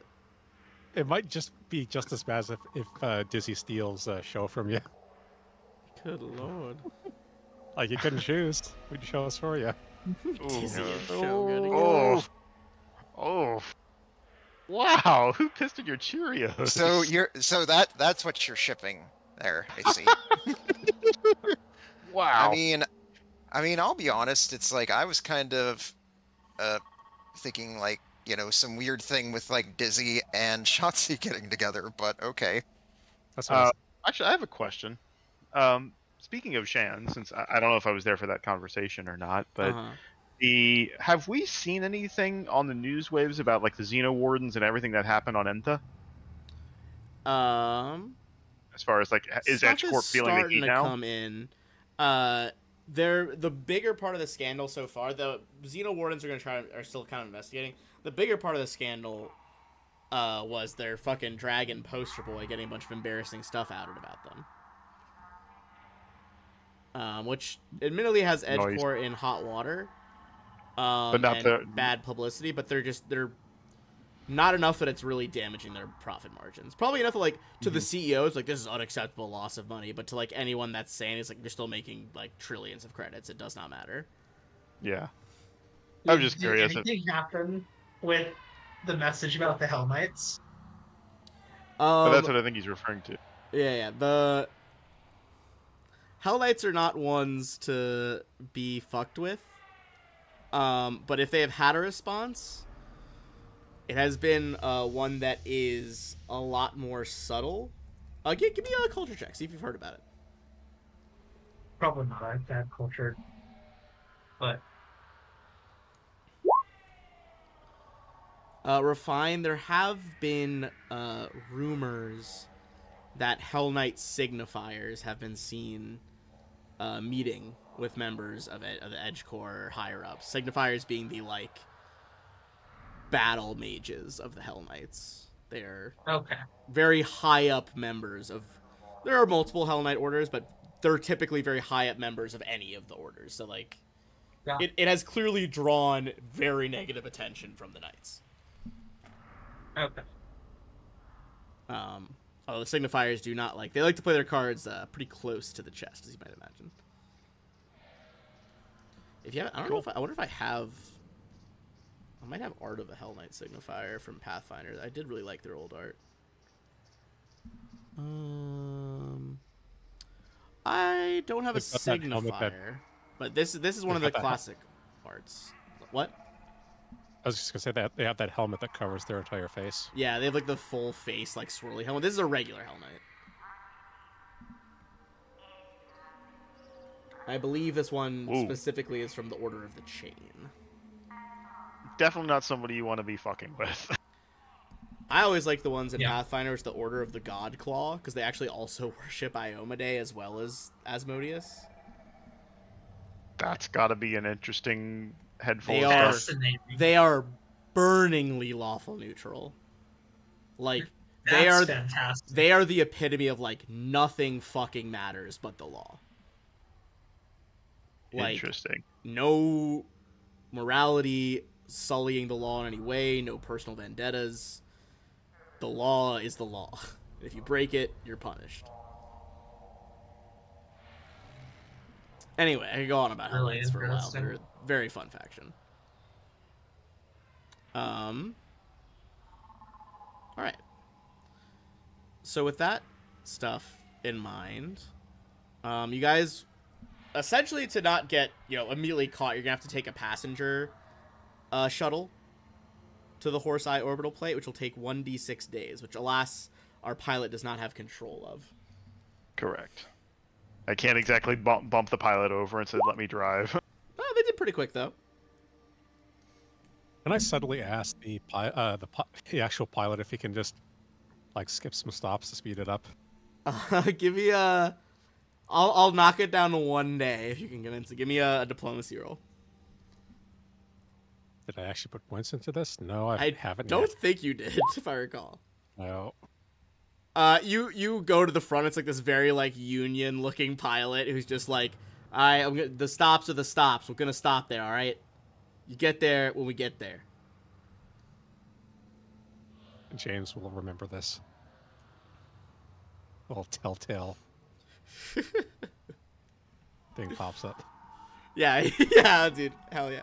I honestly, speaking of, like, the telltale type icon, but in Baldur's Gate. It's eternally fucking funny to me that the only one I've seen where every character reacts is when you pet the dog and every single member approves. Yeah. Because everybody loves Scratch. It's so funny. It's like approves. It's good. Okay. I just posted what a signifier looks like. Oh, in the Discord? Ooh. They're really cool. I don't know if there's any Starfinder art of signifiers yet, but like, yeah, that's one of the signifiers. I think that's from the Godclaw order, but there's one that has like a swirled mask. They sold a miniature of him for a while. Hold on, let me see if I can find it. Still not somebody I want to be locking swords with unnecessarily. God, I have such a clear picture of this fucking specific Hell Knight art in my head, and I cannot find it. That's the bitch. Okay, hold on. Oh. This one's a bit low res, but it found one for Starfinder. They still look cool in Starfinder. This is one I was thinking of, with like the weird spiral face. Oh, that's cool looking. I think those ones are specifically from the Order of the Rack. No, that one's Order of Godclaw as well. Is that one Godclaw? Oh, I thought that one was Rack. Yeah. I stand corrected. All right. Still. I think I just found the same one you...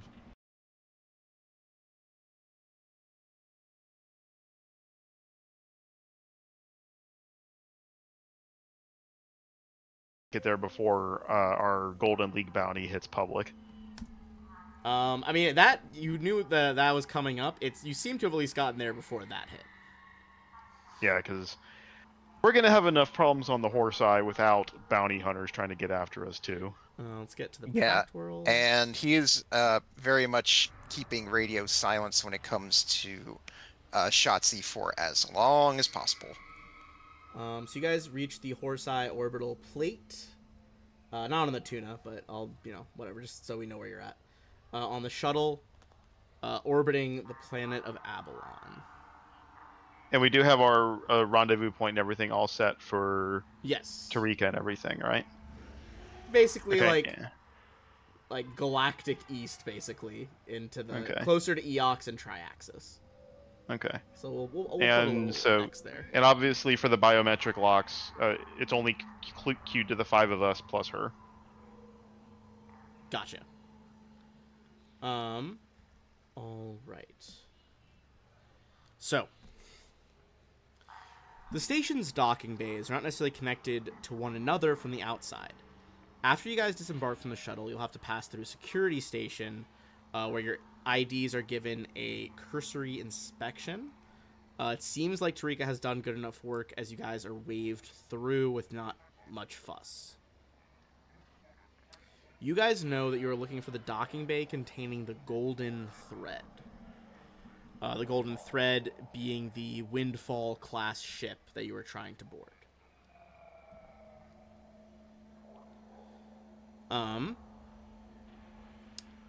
This is pretty easy to find.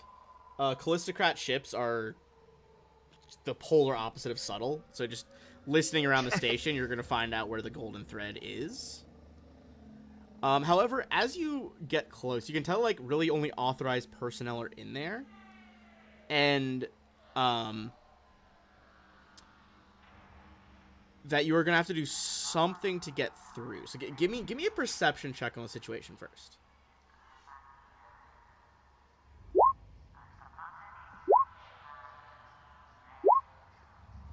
Ooh, 29. 19 from Scorpio, paying attention that time. Actually got something good. Like, yeah, I guess with everything going on, he's realizing like he needs to start taking things a little bit more seriously now. My perception rolls have been surprisingly good tonight. So you guys see one of the first big problems here, which is that to get in range to board the Golden Thread, you're going to have to circumvent the fact that there are patrols of Anacite sentries. Now, you guys saw some Anacites last time. They're like those SRO-looking things. These are Anacite sentries. They're a very mobile, flying flock of defenders. Well, that's not nightmarish at all. Yeah, usually they travel in packs of at least 4, sometimes 6. That is straight some new Phyrexia shit right there. Oh yeah, you know what? Now you say that, it does look like that. So you guys see, like, you could try to just stealth by them, which would be a group check. So majority rules. I would roll for our not here person to break the tie if need be. You could also potentially arrange a distraction by setting off the local alarm systems at a different dock, which might lure these people away. Last but not least, I mean, you could just try to fucking brazen it and walk straight up, bluff like you belong. But you would know that pretty much failure at any of those attempts would lead to the Anacytes chasing you.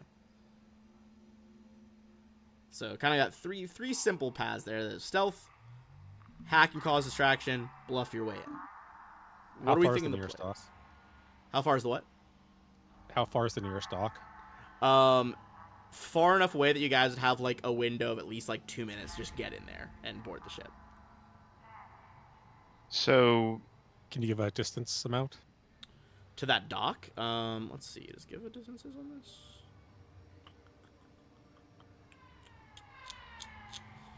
Kind of leaning in favor of the computers check. I think that's the one we could probably do most easily. So, since it's like a radial, you wouldn't really have a shot from one to the other because it's like a big curving hallway going on the orbital plate, and each like dock is like a little side hallway that goes out, if that makes sense, like the rays of a sun. So you might, if you backed up out of the side hallway where the golden thread is, you might have a shot into like the entrance of the next dock. But not necessarily into the next dock itself, for what those facts are worth. What are your guys' stealth like? It's not great, it's not terrible. My stealth is +6. I get a +3. It's just based off my dex. +11, and SP has +15. The question is going to be Kieran. He's not subtle. Let me open. I don't think. Sheet. I don't. Where it is. I say that, and he'll probably have like a +10 or something. It's loading. It's loading. Come on, load.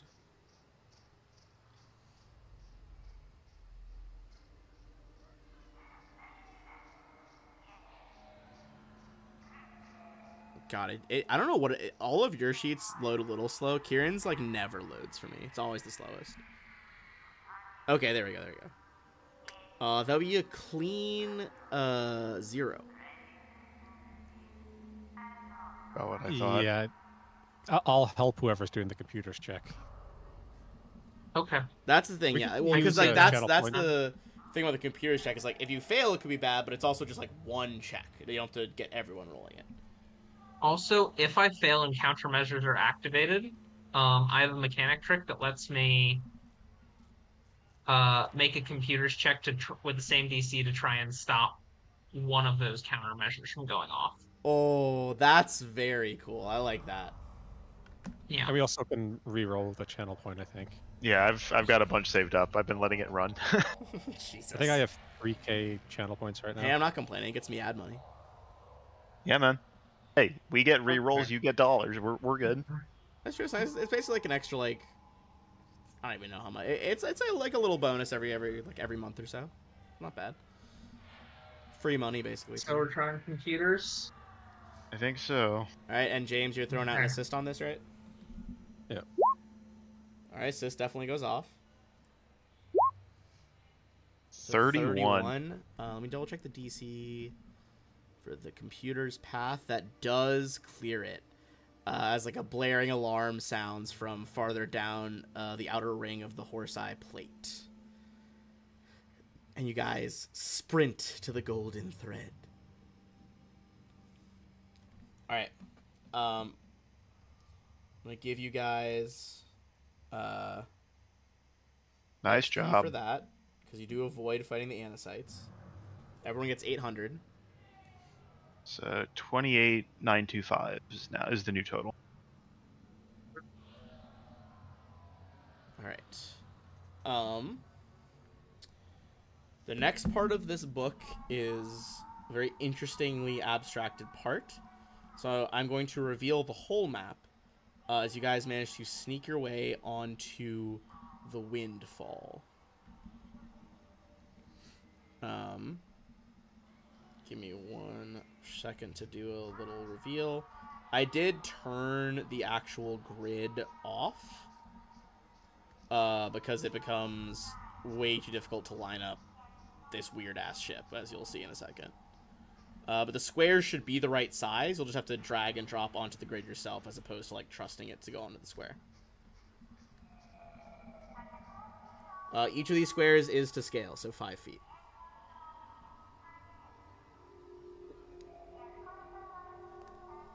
God, this thing is huge. Yeah, it is Which truly enormous. part of the ship are we? She said. You guys are coming in through Area 1, the airlock. Okay. And yeah, airlock to, like, tip of the front of the ship is about 255 feet. I'm somehow already here. Oh, sorry. I was using you to test square size earlier. I forgot. I didn't realize I left your character out when I was doing that. I'm just that good. That's a good place to pause for next time, but I'll give you guys kind of an idea of some of the mechanics here. So, the trip is going to take a certain amount of days. For every 24-hour period, if you guys aren't immediately trying to, like, jump them or anything, you'll make checks to avoid them. There are tasks you can do while you're on the ship of the mercenaries, like hacking communications, avoiding the cameras, creating distractions, downtime activities, fortifying a specific position, etc., etc.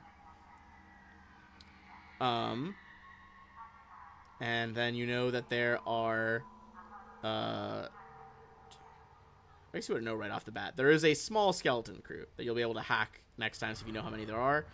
You can try to hack for a more specific map as well. So, like, obviously we can see the whole map right now because I want you guys to get a sense of what you're working with here.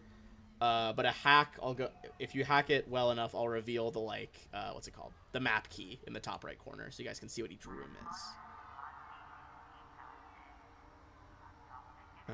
But yes, you guys have successfully made it onto the Windfall. Oh, just a bit of a heads up. I will not be here Yes, for next forgot to session mention since that. I'm going to be out of town. Yep. We'll probably. But I am if sure luck you all is will do free- just fine without me. We shall see. We shall see. If they're getting hot water, I'll use your character sheet to keep fighting. We need to for poke Waka a few times too. We need I our sent show him a bad. message to check on him, so I'll follow up with him tomorrow to make sure. Okie dokie. All right. Thanks All everyone right. for watching. I will end the stream.